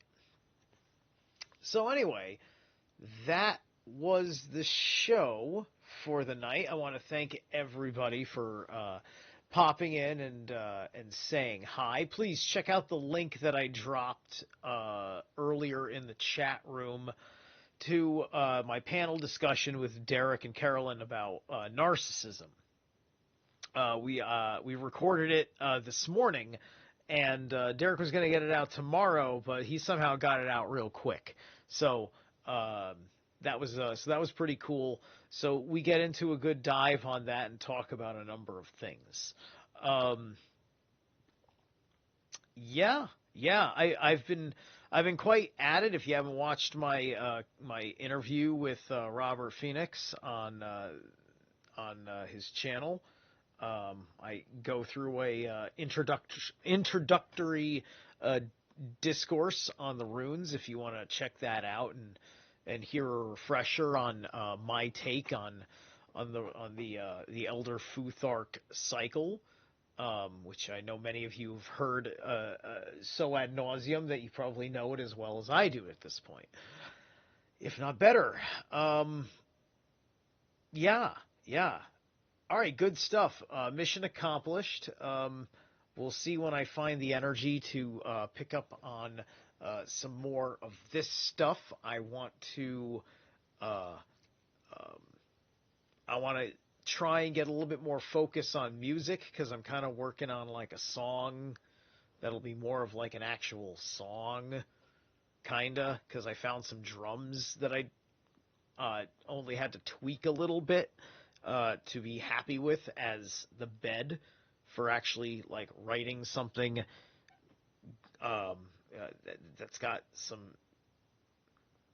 coherent structure as opposed to me just riffing. Okay, man. So I'm excited about that, and we'll see what shape it takes. All right. Have a great night.